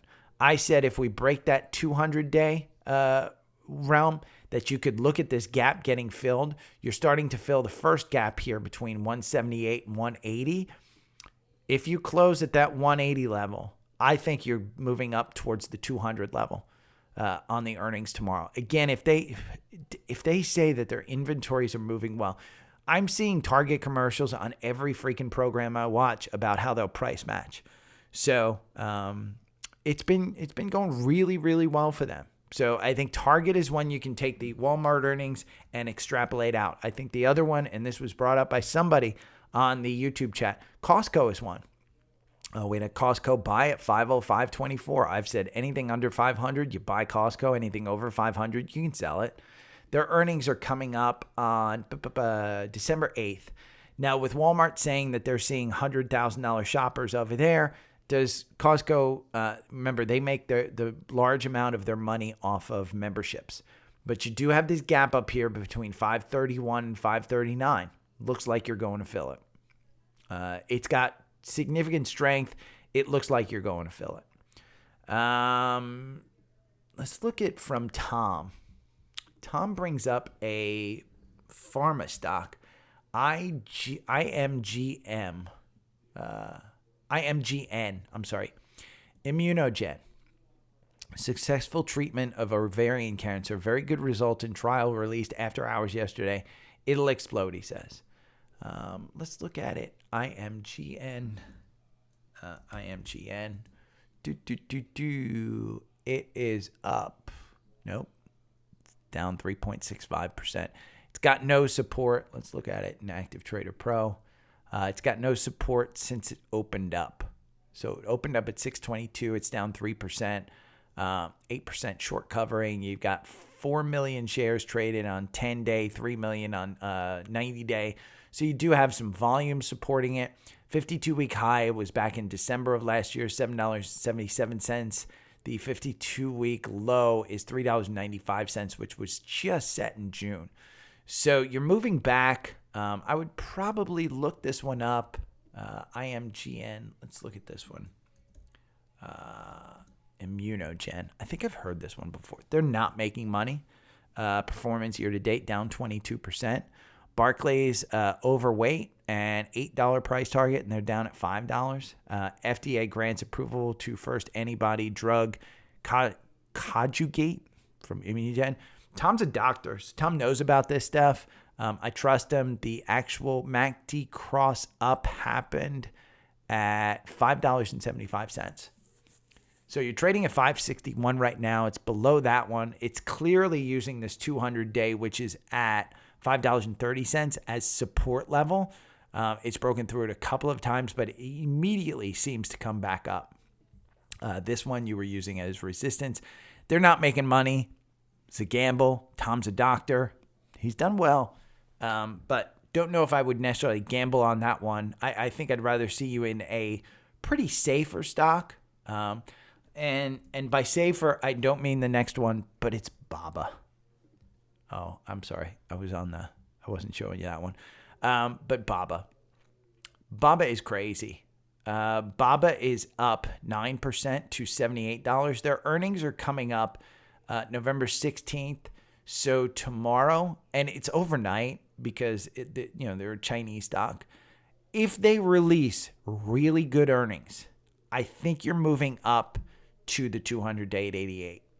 The question is China opening back up? Is China still beating down Jack Ma? Make no mistake about it. I thought it was brilliant. There was whatever you think about Twitter, but there was a congressman he was an early backer in Tesla.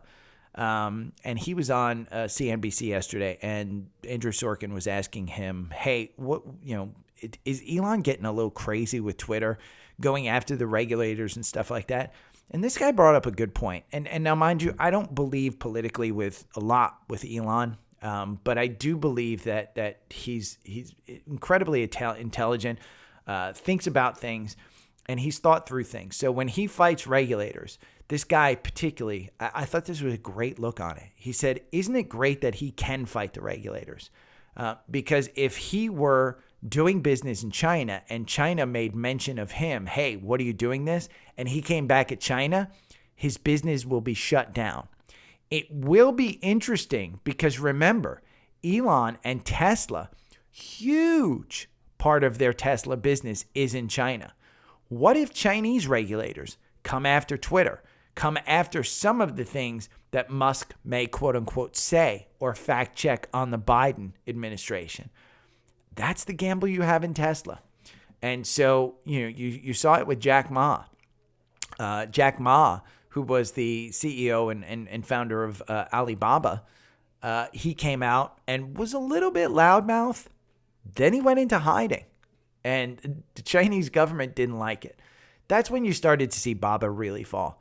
Now, are they coming back from that? It's a good company. I still believe in this company. It's just manipulated by the U.S. and China. So I do think that if they come out with good earnings and if BABA says, hey, Singles Day went really well, I think you'll start to see it. Now, I wouldn't buy into this because the RSI is at 69, and there is a chance that we're going back down to the 60s. The algorithm had you buy in at $68. You're at $78 right now. I like it. I like it a lot. I have a note. Shout out, man, to UPS man on Instagram. What Brown can do for you. Let's go over some scans. QS, QuantumScape. This is one that came up on the scans. And I want to bring it up just because, not because I think this is a hugely successful company or that you can make a ton of money off of this one, but it had an up at $7.62. $7.62. Hold on one second. What do you want? I know. I love you. I'm going to give you a hug. Did she kick you out of bed? She kicked you out of bed? I know. I know. You had a little bit of a rough night. I know. Let's see if they can hear you. You see that? What's that? What's that? I love you. I know. Okay. Now I gotta hug the other one because the other one wants to be hugged now too. Yes, I love you. Look at that little belly. Look at that little tail go. Okay. There we go. Yes, you'll fall asleep here. If I continue to pet, you'll fall asleep. I know. Okay, go see Daisy. Go on.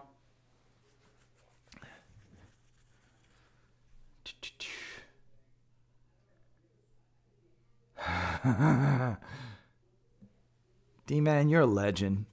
You're a legend, D-Man. Back to the podcast. I'll stay on for a little bit with you guys on YouTube. Because I do. At some point, I think I think I saw it yesterday that there were 30 people watching at one point.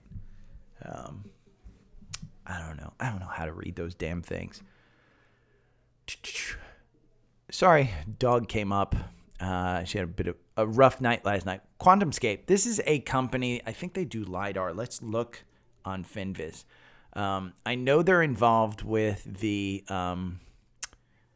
electric vehicle manufacturers, development stage, focus of lithium metal. Oh, this is the one that's doing, QuantumScape is doing solid state batteries.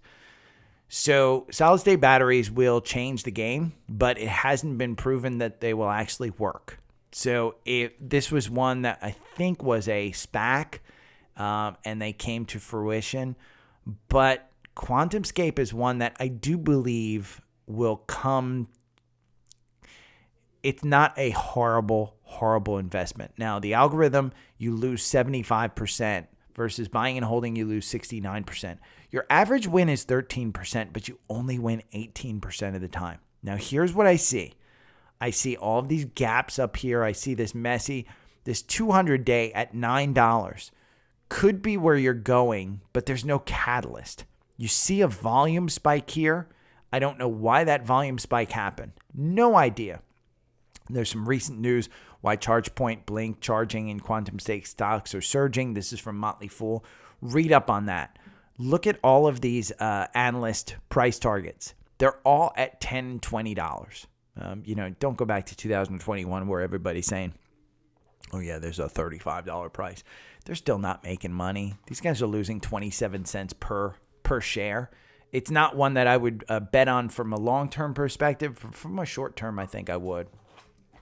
Okay, dog needs to go out. I'll be right back, and I'll put it on a black. There we go. What do you want? Do you have to go out? Do you have to go out? Man, it's hot in here. Why is it so hot in here?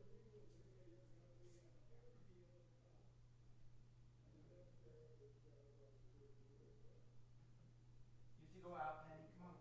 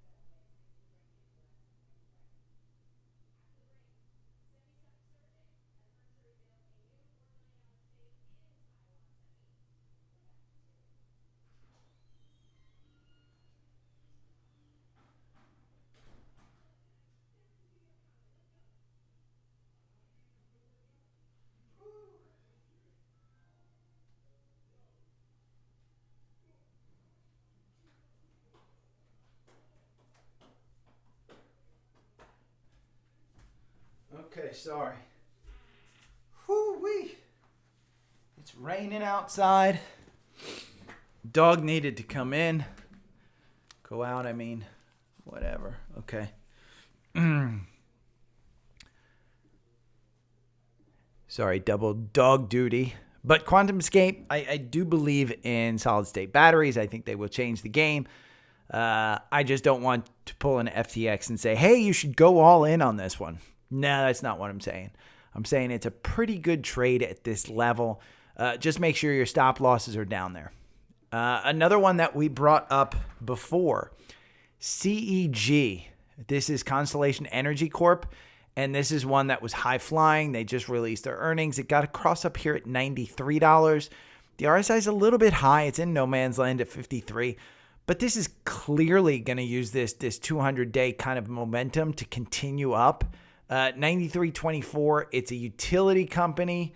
We'll go into FinViz. We'll look at this one.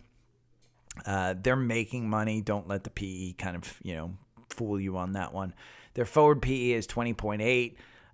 Initiated coverage on August 3rd, $98 price target. They're going to have to move this. Read those articles. It just got another one. The algorithm makes you 42%. Buying and holding this one makes you 149%. Your average win is 17% on this. You win 36% of the time. You've got gaps all the way down below here that are well below that 200-day. If you're coming down, I'd say that 200-day at $78 is probably a decent support level. You can clearly see here. It's got that support level at 80. It's got that volume shelf here at 82. If you buy in, just make sure you're short. Your stop loss is tight because you are only the 52-week high is 96. But it crossed up. We've talked about it before. I like it. One that was brought up earlier that I brought up, Tesla. It did have a cross up, and it had a cross up at 195. You're trading at 198. I think it's up 4% today. So anything under 200, I think you're safe buying. I do think we're heading back down to that 138. But if you want to just buy and hold, you can look at that one. One that was brought up by Chris on YouTube while we were chatting is TSLL. It's a 1.5% bull of Tesla. And so this had a cross up as well, just like Tesla at 1309. You're trading at 1346 right now. So if you wanted to take a 1.5% look at it, and say, hey, this is going to move up. It's so new. It does not have a 200-day. The gap up here, 20 to 21. I mean, I'd say look at these gaps and you can, look at them. This chart is just, because it's so new, it's not going to make any sense. And this trades right along with Tesla. So if you think Tesla is going to go up and you're going to use it as a trade versus a buy and hold, go up on this TSLL. I think it'll do better for you. D-Man, legendary status. He just hit legendary status. VVV, which is Valvoline, I believe. They announced their earnings. Crazy good. Just crazy good. It hit his target of 35. And this is what I always tell you guys. D-Man does it right. He had a target. I told him to get the hell out of this one because the buy-in was at 25. He wound up getting in, I think this one, the 20s. It's at 35. The period today, its high was 34.19. I bet in pre-market it hit the 35. You got gaps all the way down on this one. Legend status. Getting out on this one totally makes sense. $1.5 billion buyback. He got out of that. He's going to get out of XPO as well. Let's take a look at XPO. XPO right here. But legend status again. $28.73. I can't imagine why you wouldn't get out if you were, close to 40. XPO, let's look at their 52-week range. 48 is their 52-week high. So you still have, 17%? You're 60% above your 52-week low of 24. Earnings per, the PE is 5. Their earnings date, they've already hit their earnings date. There's no real catalyst in the future. You got this gap between 34 and 36. At some point, it's coming back down there to fill that gap, I think. The last time you were up in this range, let's pull it back to there. so we can see some of the volume charts levels. Yeah, you got no volume up here. So I don't think it's wrong to get out of that one. He asked me to take a look at Visa. Visa had their yeah, they'll top out at 40. That's kind of my guess. Visa 203.50 was the buy-in. You're at 213. They have no catalyst in the future. It just had the buy-in. You make 3% with the algorithm. You lose 1% with just buy and hold. The average win is 3.93%. You win 42% of the time. Super unexciting to me. Do I think we're going to 220? I don't know. I mean, in a good market, maybe it gets back up there to 220 and you make your 10%. You're trading at 13 right now, so you'd have to go to 240. Let's look at the 52-week range on, your P is at 33. It's super expensive, 235. So you're 9.6% off your 52-week high. I don't know. I think there's better opportunities out there with beaten down stocks that will go up even more. Visa's one you buy and hold. I mean, who doesn't have a Visa card in their pocket? Yeah. I mean, it's just a boring stock. Now down here at 180, should we have bought it? Absolutely, we should have bought it. Down here at 190, should we have bought it? Absolutely. I think you're up at this, look at all those head and shoulders kind of patterns that you've got here. Huge head and shoulders patterns. And you've got the bottoms there. FinViz doesn't even identify this stuff. But you've got all this stuff. You're at the top of your trading range. I think 220 is probably, the absolute top of your trading range. I think 180 is the bottom. And if we're in this, for next 2 to 3 years, if we're in this trading range and their PE is still at 33, you're crazy to buy it. But yeah, I think I don't know that you're at the top. Yeah, he says he's in at 194. You're at the top of that Bollinger Band. I think if you hit, my guess is if you hit between 215 and 220, I might think about getting out. There's no reason not to get out. It's high up there. It's going to get beaten down. It's a boring stock, D-man. Okay, that's it. Shutting down the podcast. I will talk to you guys. Sorry about all the dog stuff. If you want a reason to buy TrendSpider, tune into the YouTube live and just listen to the first half hour or so. I go over all of the reasons why. Brittany bitch kind of says, yeah, he signed up for it. He loved it. Is it for swing traders? It's not. It's more for swing traders than his day traders. It just provides you more data. If you're trading, if you're investing, if you want more information, it's just a chart platform. If you're not going to use it, do not buy it. If you want to try it for a month, try it for a month. Just be sure to use the link in the description because I do get compensated for that. Rather than give me a tip, just do that. It's better than a tip for me because then I know you're going to be using something that I use personally to trade. You're going to be more successful. You're going to give me tips in the future. But rather than a tip, just use the TrendSpider for a year. It costs you $300. That's a lot to a lot of people. It's a lot to me, but I can make it up in a trade.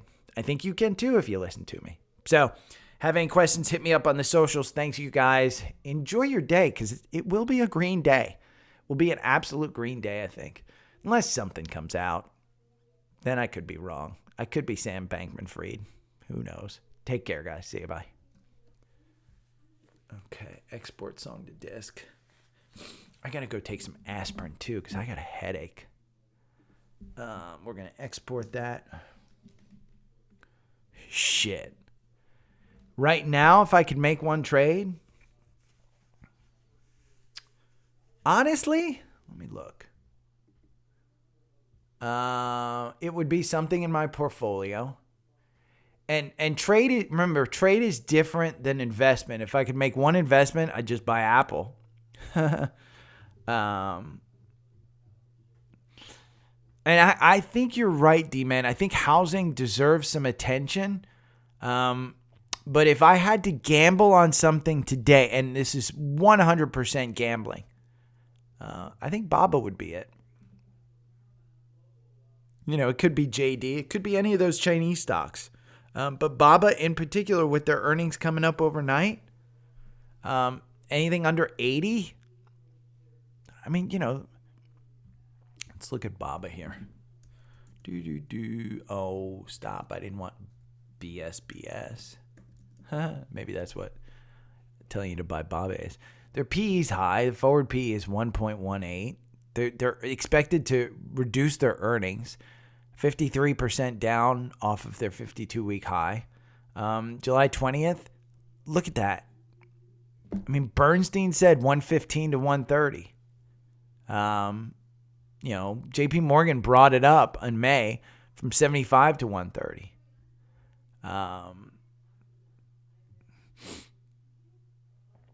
Is Baba a buy now? Investors Business Daily. So Motley Fool, read these articles. In my mind, I think, Baba would probably be it. But I also think, this is what's crazy. NVIDIA has had this run, and you can clearly see it. But if they come out with some crazy stuff, you're looking at $200 stock.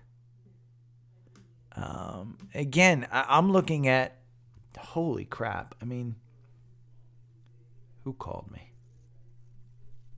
Oh, I don't know who it was. Yeah. My dad's texting me. We're way up. How much are you up? Because I always beat him. Let's see. He guessed how much I was up. He was right on. Ironically, he was right on. I am 2.82% right now.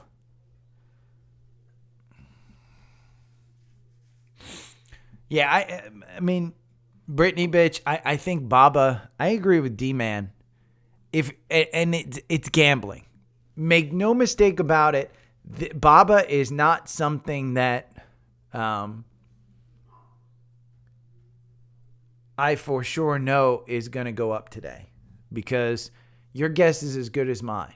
But I do think Baba, when you look at NVIDIA's chart, if you're going to use that 200-day, here's what we'll look at.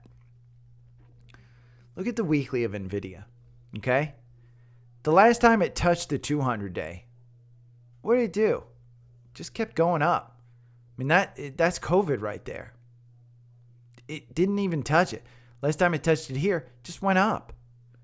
It's touching the 200-day. It's expensive.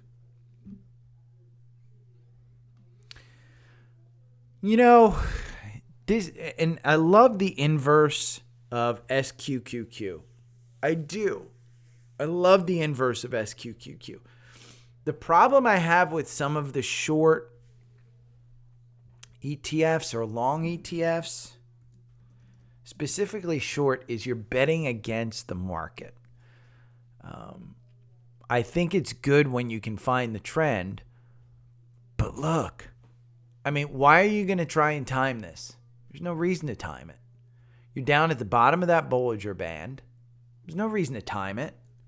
TQQQ. You could day trade it.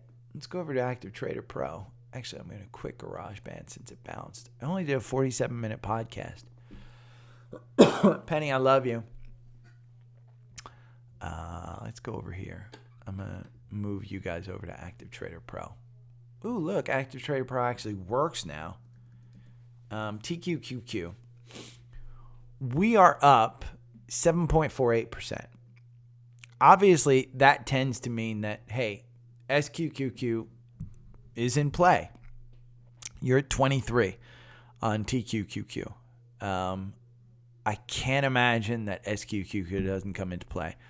But when you have a Thursday, like we had last week, which was up crazy amounts, you would have expected Friday to be down. Well, Friday was up. Then when you have FTX situation over the weekend and billions of dollars, if not trillions of dollars, being wiped out from the crypto markets, you would have expected yesterday to be way down. You weren't way down. You're kind of up. And then today, with all of the news that's in the market, You expect us to be way up, and we are way up. So I don't know that you bet against this market. I just don't. And I would rather see you not make money and hold on to the cash. And I'd rather see you make 5% than 10% in a market like this. Wait for the trend. And right now the trend is TQQQ. Here, I'll take you back to Safari View. Boom, boom, boom. See TQQQ? You've still got this trend that's upward in the algorithm at $20. $20.70 is the buy-in at TQQQ. You're way up here at 23, but you still haven't even touched that 200-day. So when I say SQQQ, it's not necessarily time. See, you just broke that 200-day. So you could be going up, but most likely you've still got the momentum down, and that MACD hasn't turned. So if I had to play a stock today, I would play one of two things: Target or BABA.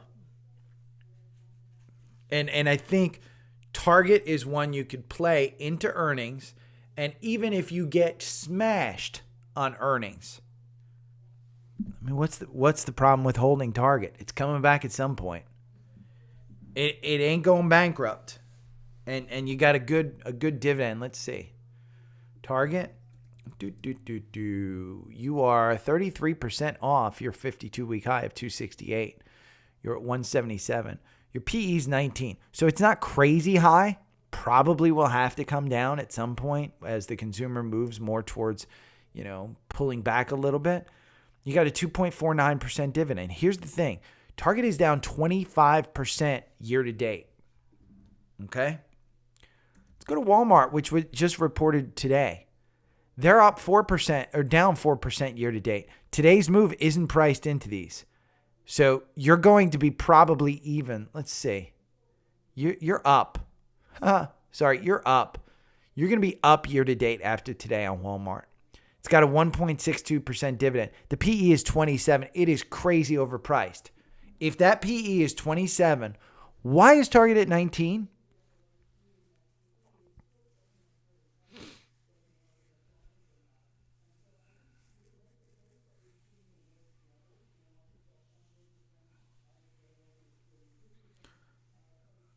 Yeah, good job, D-Man. And don't get greedy. But Target or BABA, those are the two.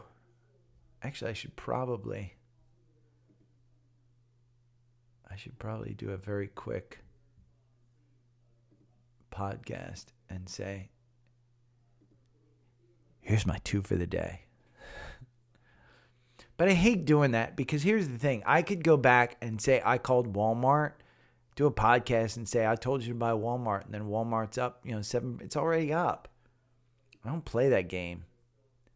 That game of, oh my God, let me tell you why I said Walmart, and then it was up 7% in the pre-market, but I told you to buy it when it was earlier.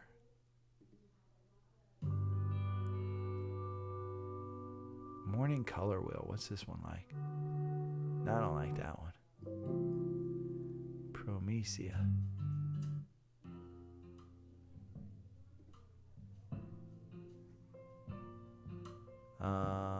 Dirt bike lovers I've used. The Big Ten.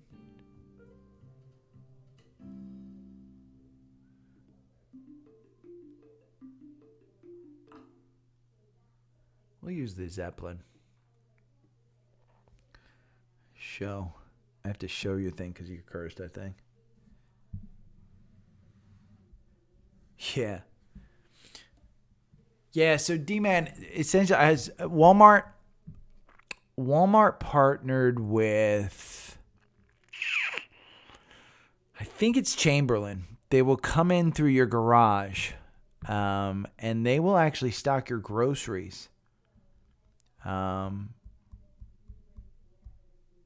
Long Jimmy.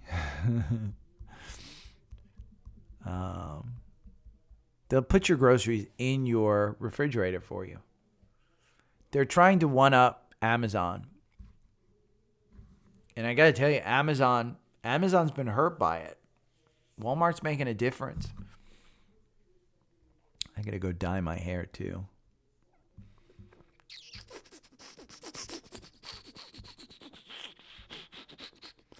Who's Long Jimmy? Not Jimmy Kramer. Did you guys see Kramer said, "It's not over." It was over. It's over, Johnny. It's a famous quote from, I think, Rambo. It's over, Johnny. It's over. Okay, let me go to Anchor. I'm posting the podcast. Oh, man. I stayed on with you guys a long time before, so. I am holding Baba, and I am holding Baba with a $20,000 loss right now. So I'm not swing trading Baba, but I probably will. Let me see. TrendSpider sale. I'm going to put this in the episode.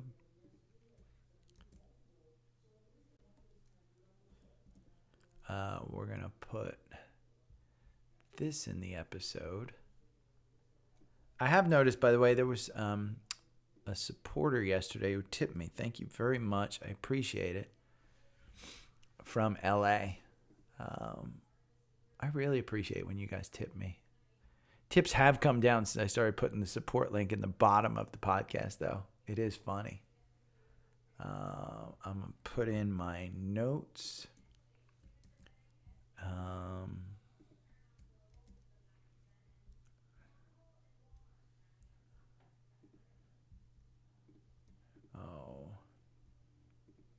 What is Morgan Brennan saying?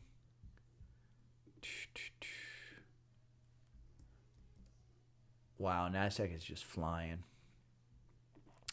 Here, I was asked after the podcast ended which stocks I would trade today. 2. Baba. 4.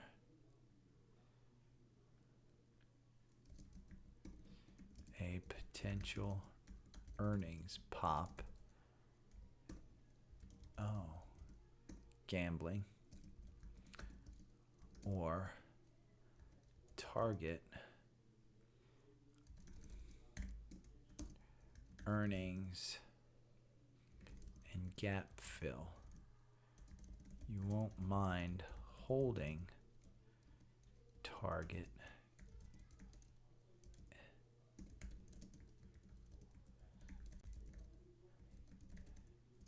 okay.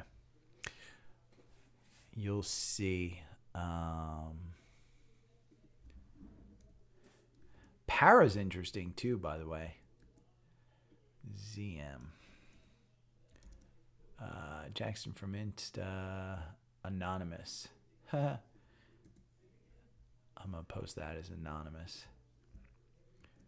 Netflix on BAC. HD. Low.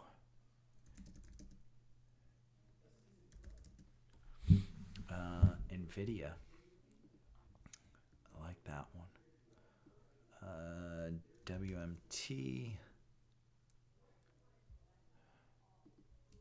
Target and Costco.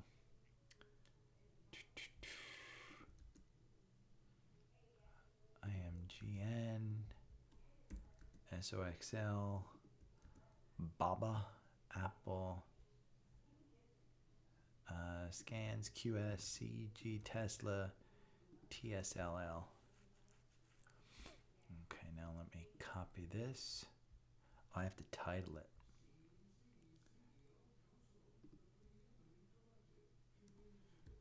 What will the title be?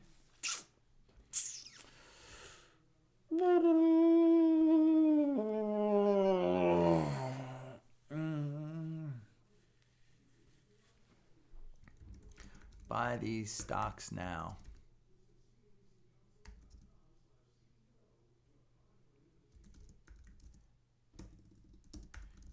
And Market update. 11/15/22. Publish now. I can change that title later if I want.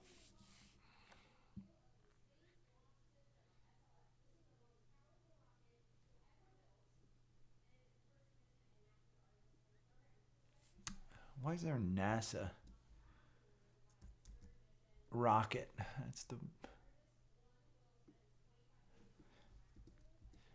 We're going to have to do a bunch of Twitter posts.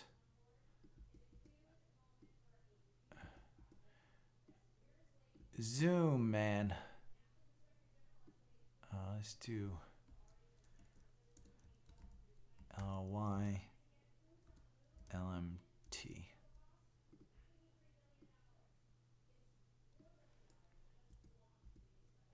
Hey, don't forget to sign up for Jim Cramer's trading tips. You know what his trading tips should be?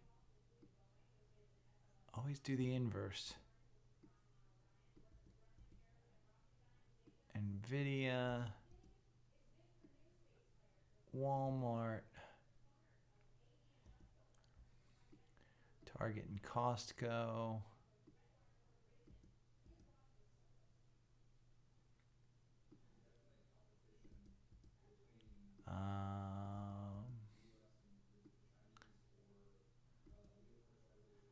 Socks, Baba, Apple. Oh, we don't have to do a... Let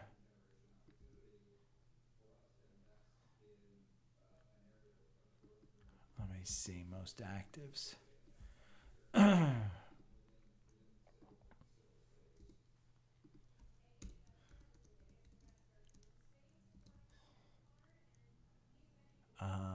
AMD.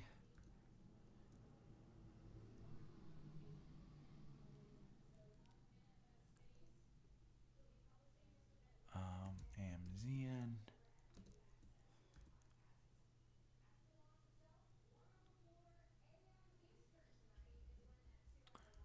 Neo.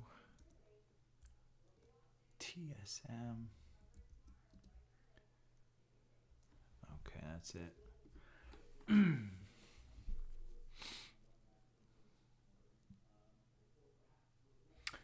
Baba's a little crazy. Let me see. Who's sending me a message? Tom's sending me a message. I'll look at that later.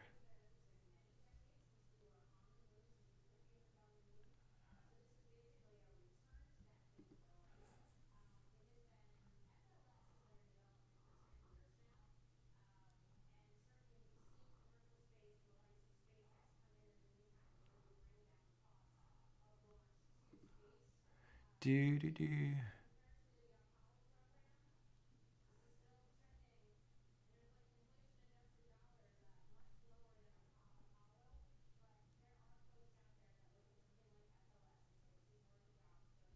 Huh. Charlie Munger calls Tesla. So here's, let me go back here for you, Zephin.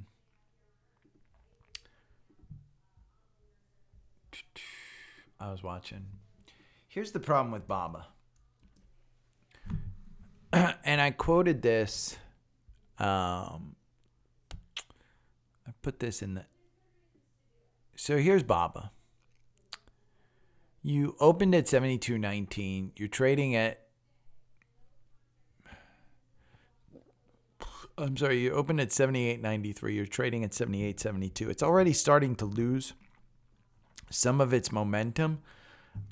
Singles day was good. If you go and you look at Baba, I kind of put in the episode. I think Baba is gambling. I think Target you can play against earnings. And even if Target says something where like, you know, hey, we're going to bring down our forward guidance or inventories aren't being reduced as fast as we'd like, I think you can hold on to Target. Now here's Baba. You're 53% below your 52-week high, 40% down year to date. Your price targets are at 130. You're trading at 178. Here's some articles. One green flag in 2022 and one red flag. This is a Motley Fool article. These guys, you know, usually are pretty good about trying to raise the red flags and green flags on this one. Temporary headwinds for e-commerce giants like Amazon, Mercado Libre, Sea Limited. But the crisis actually generated more headwinds for China's top e-commerce party. Back in 2020, its peers didn't experience a prolonged acceleration in online shopping because China contained the first COVID wave a lot faster than others. The red flag is, Singles Day just isn't what it used to be.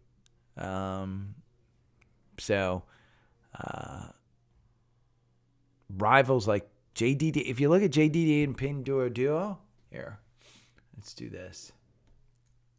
CNBC.com. We will look.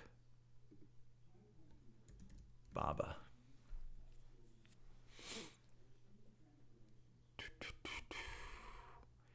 Here's your comparison. I will do year to date, and we'll compare JDD. Or I think it's JD. Yeah, just JD. And then we'll compare PDD, I think. Yeah, Pinduoduo. Okay. Here's Pinduoduo. Where is it?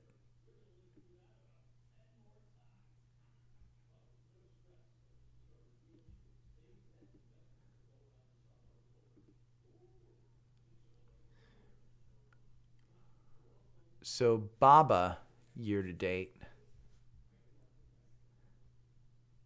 How do I read this? Baba's down 34%. Oh.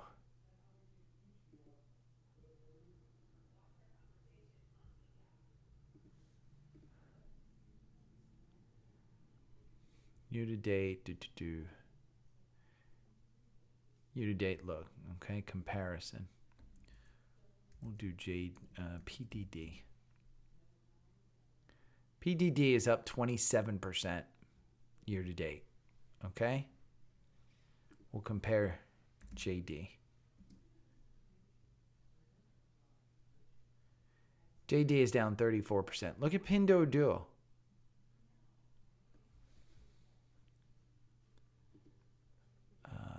Plots. I don't know how the hell to do this. Baba's a risk. Any way you look at it, Baba's a risk. But here. Baba, I think you have a risk of actually looking at that one, buying that one and it going down. I think if you buy Target here, because you're so far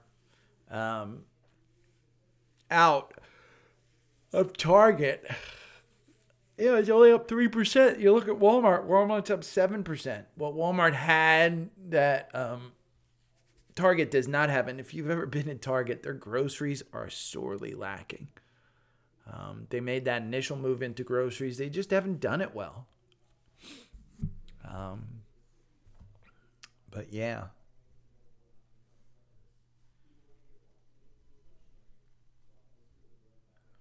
$2.48 up. So Zephan, just be careful with Baba. I think you're young enough that you could probably take that risk. I'd probably put in, say you want 100 shares of Baba.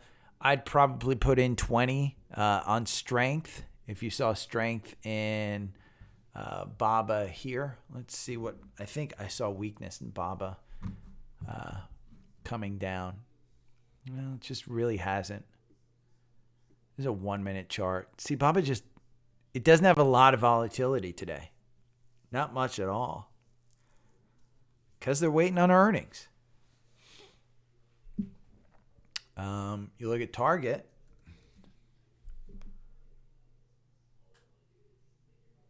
You know what I got to do? Here's what I got to do. I've got to...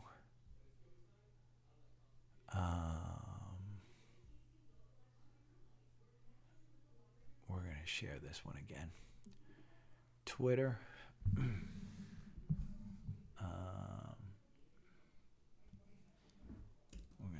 spy. We're going to put in KWeb. We're going to put in SOXS, SQQQ.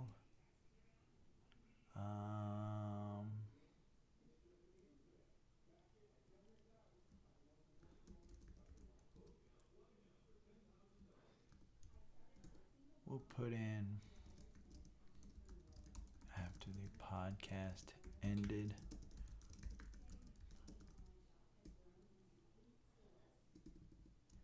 If I had one stock to buy,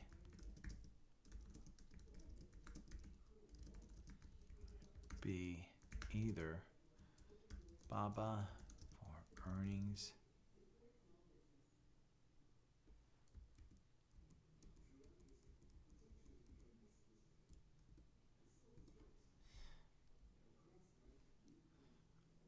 let's take this out. Oh, we're gonna cancel this. You know what?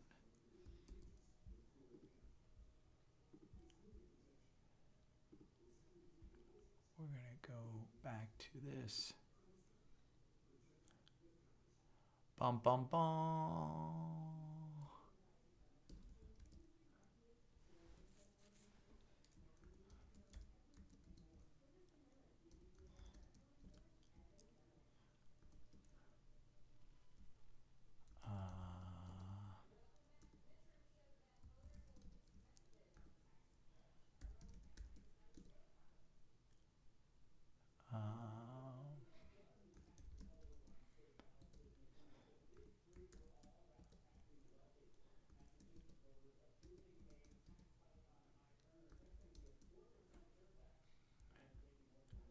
Let me see. I should put it on Facebook. Okay, I'm going to copy this. And we're going to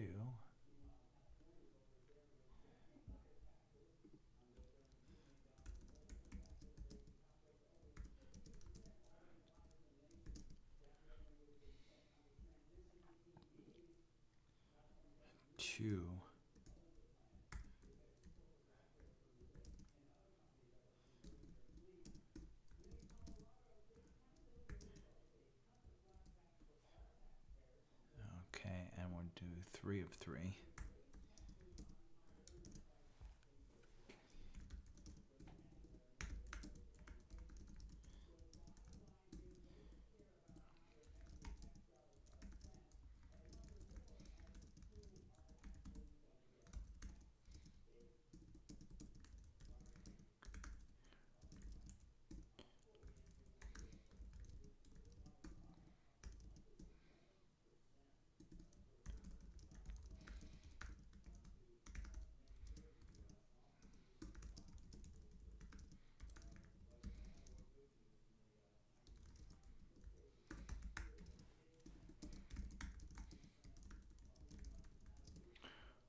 Okay, and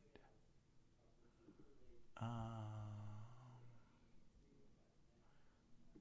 want Linktree.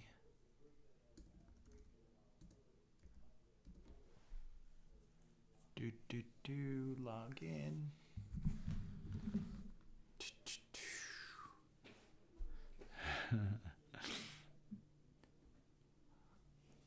I do the same thing, D man.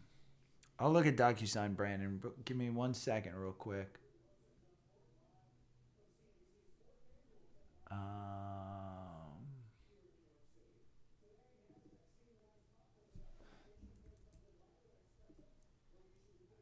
Copy.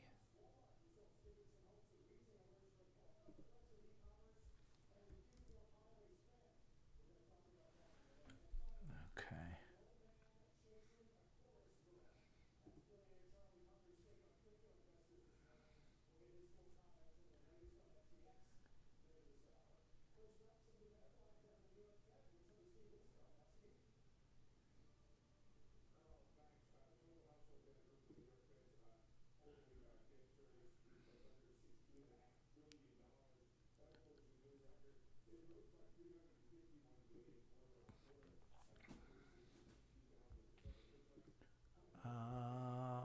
Okay.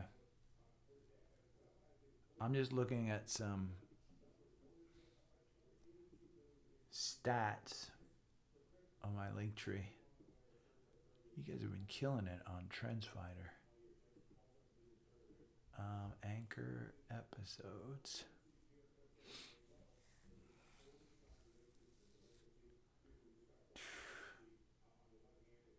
You know what? I'm going to edit this.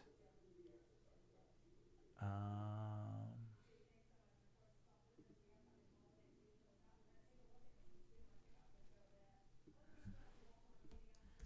had one stock to buy.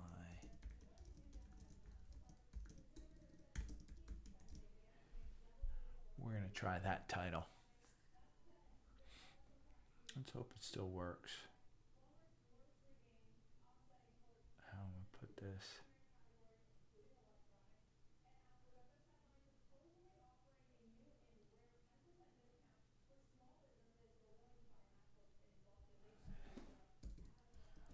We'll put SPY, Target, Baba.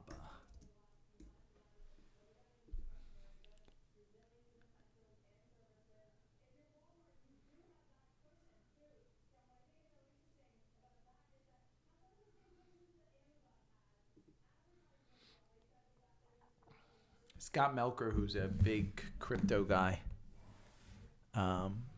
is asking people how many people lost on Celsius, Voyager, BlockFire, FTX. Okay, let me see. Profile. Bum, bum, bum.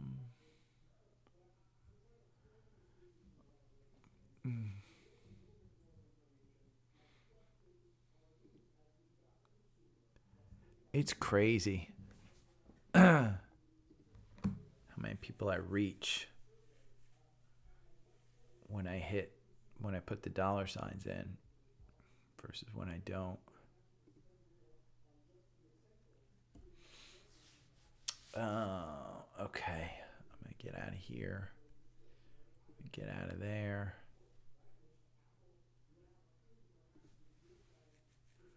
Get out of there. Get out of there. We'll go boom. Okay, let me see. DEPO. What is DEPO?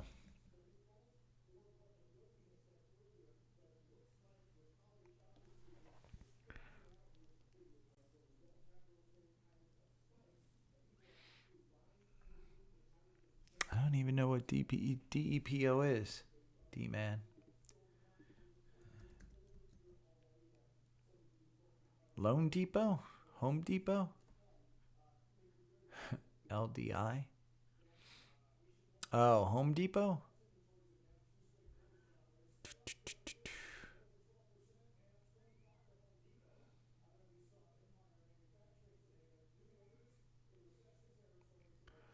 Loan Depot's been horrible. And they're predatory. I mean, if I can teach you one thing, don't be in debt. Don't take out more debt to pay debt. Only debt you take out to pay debt is if the debt is at a lesser cost. Home Depot's good, though. Okay, let's look at DocuSign. Here's what I know about DocuSign. I love the product. I think it's easily copied. By the way, Amazon over 100. And here's the problem with DocuSign. They're not making money. Their forward PE is 27, so it has come down significantly. They're 66% down year to date. It's 80% off its 52-week highs. 33% above its 52-week lows. 52-week lows was 39.57. That was just too low. DocuSign had a buy-in here at 46. You're at 52 with this current run. It's running into earnings. Look at that RSI, though. And December 1st. Hey, my neighbor works, I think a director, product manager at Home Depot. And yeah, I think they're taking their employee stock purchase out of their plan just because they want to buy back more shares. They're going to retire their shares. That's been Apple's strategy, by the way. The only one that has retired more shares than Apple is Oracle. And look at Oracle's chart. You know, we went over Oracle down here at 60, 62. I know I've said that. It's long been a favorite. Yeah,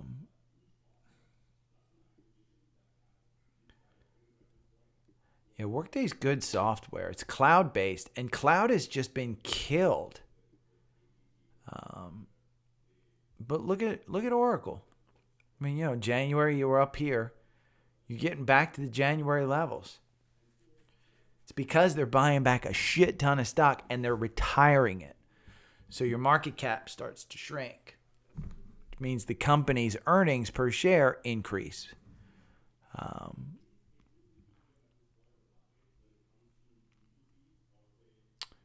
Let's see. BABA is not up as much as it was. Ethereum's up 5%. GBTC. Look at this chart on GBTC. It hasn't even had a cross up yet, and it's already up like 15%. Say 890, 960. But you're getting that cross up there. You are getting that cross up. Cloud is killing it just of recent. It's gonna get knocked down again. You'll see. It's the favorite of the moment. Title. Wednesday.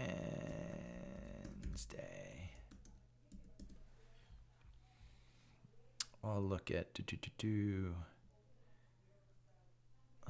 GBTC because I do like GBTC. Okay, guys, it's 11 o'clock. I'm gonna get going. Thank you, guys. If you have any questions on TrendSpider or anything, hit me up on the socials. Thank you guys for hanging out. Today was fun. I'm going to go take an aspirin, lay down, probably watch the circus. It's cold out. I don't know if I'm going running. So, Jesse, yeah, I may just hang out on the couch today. Okay. Take care, you guys. And D-Man, legendary status. Boom. And Brown, what Brown can do for you, hopefully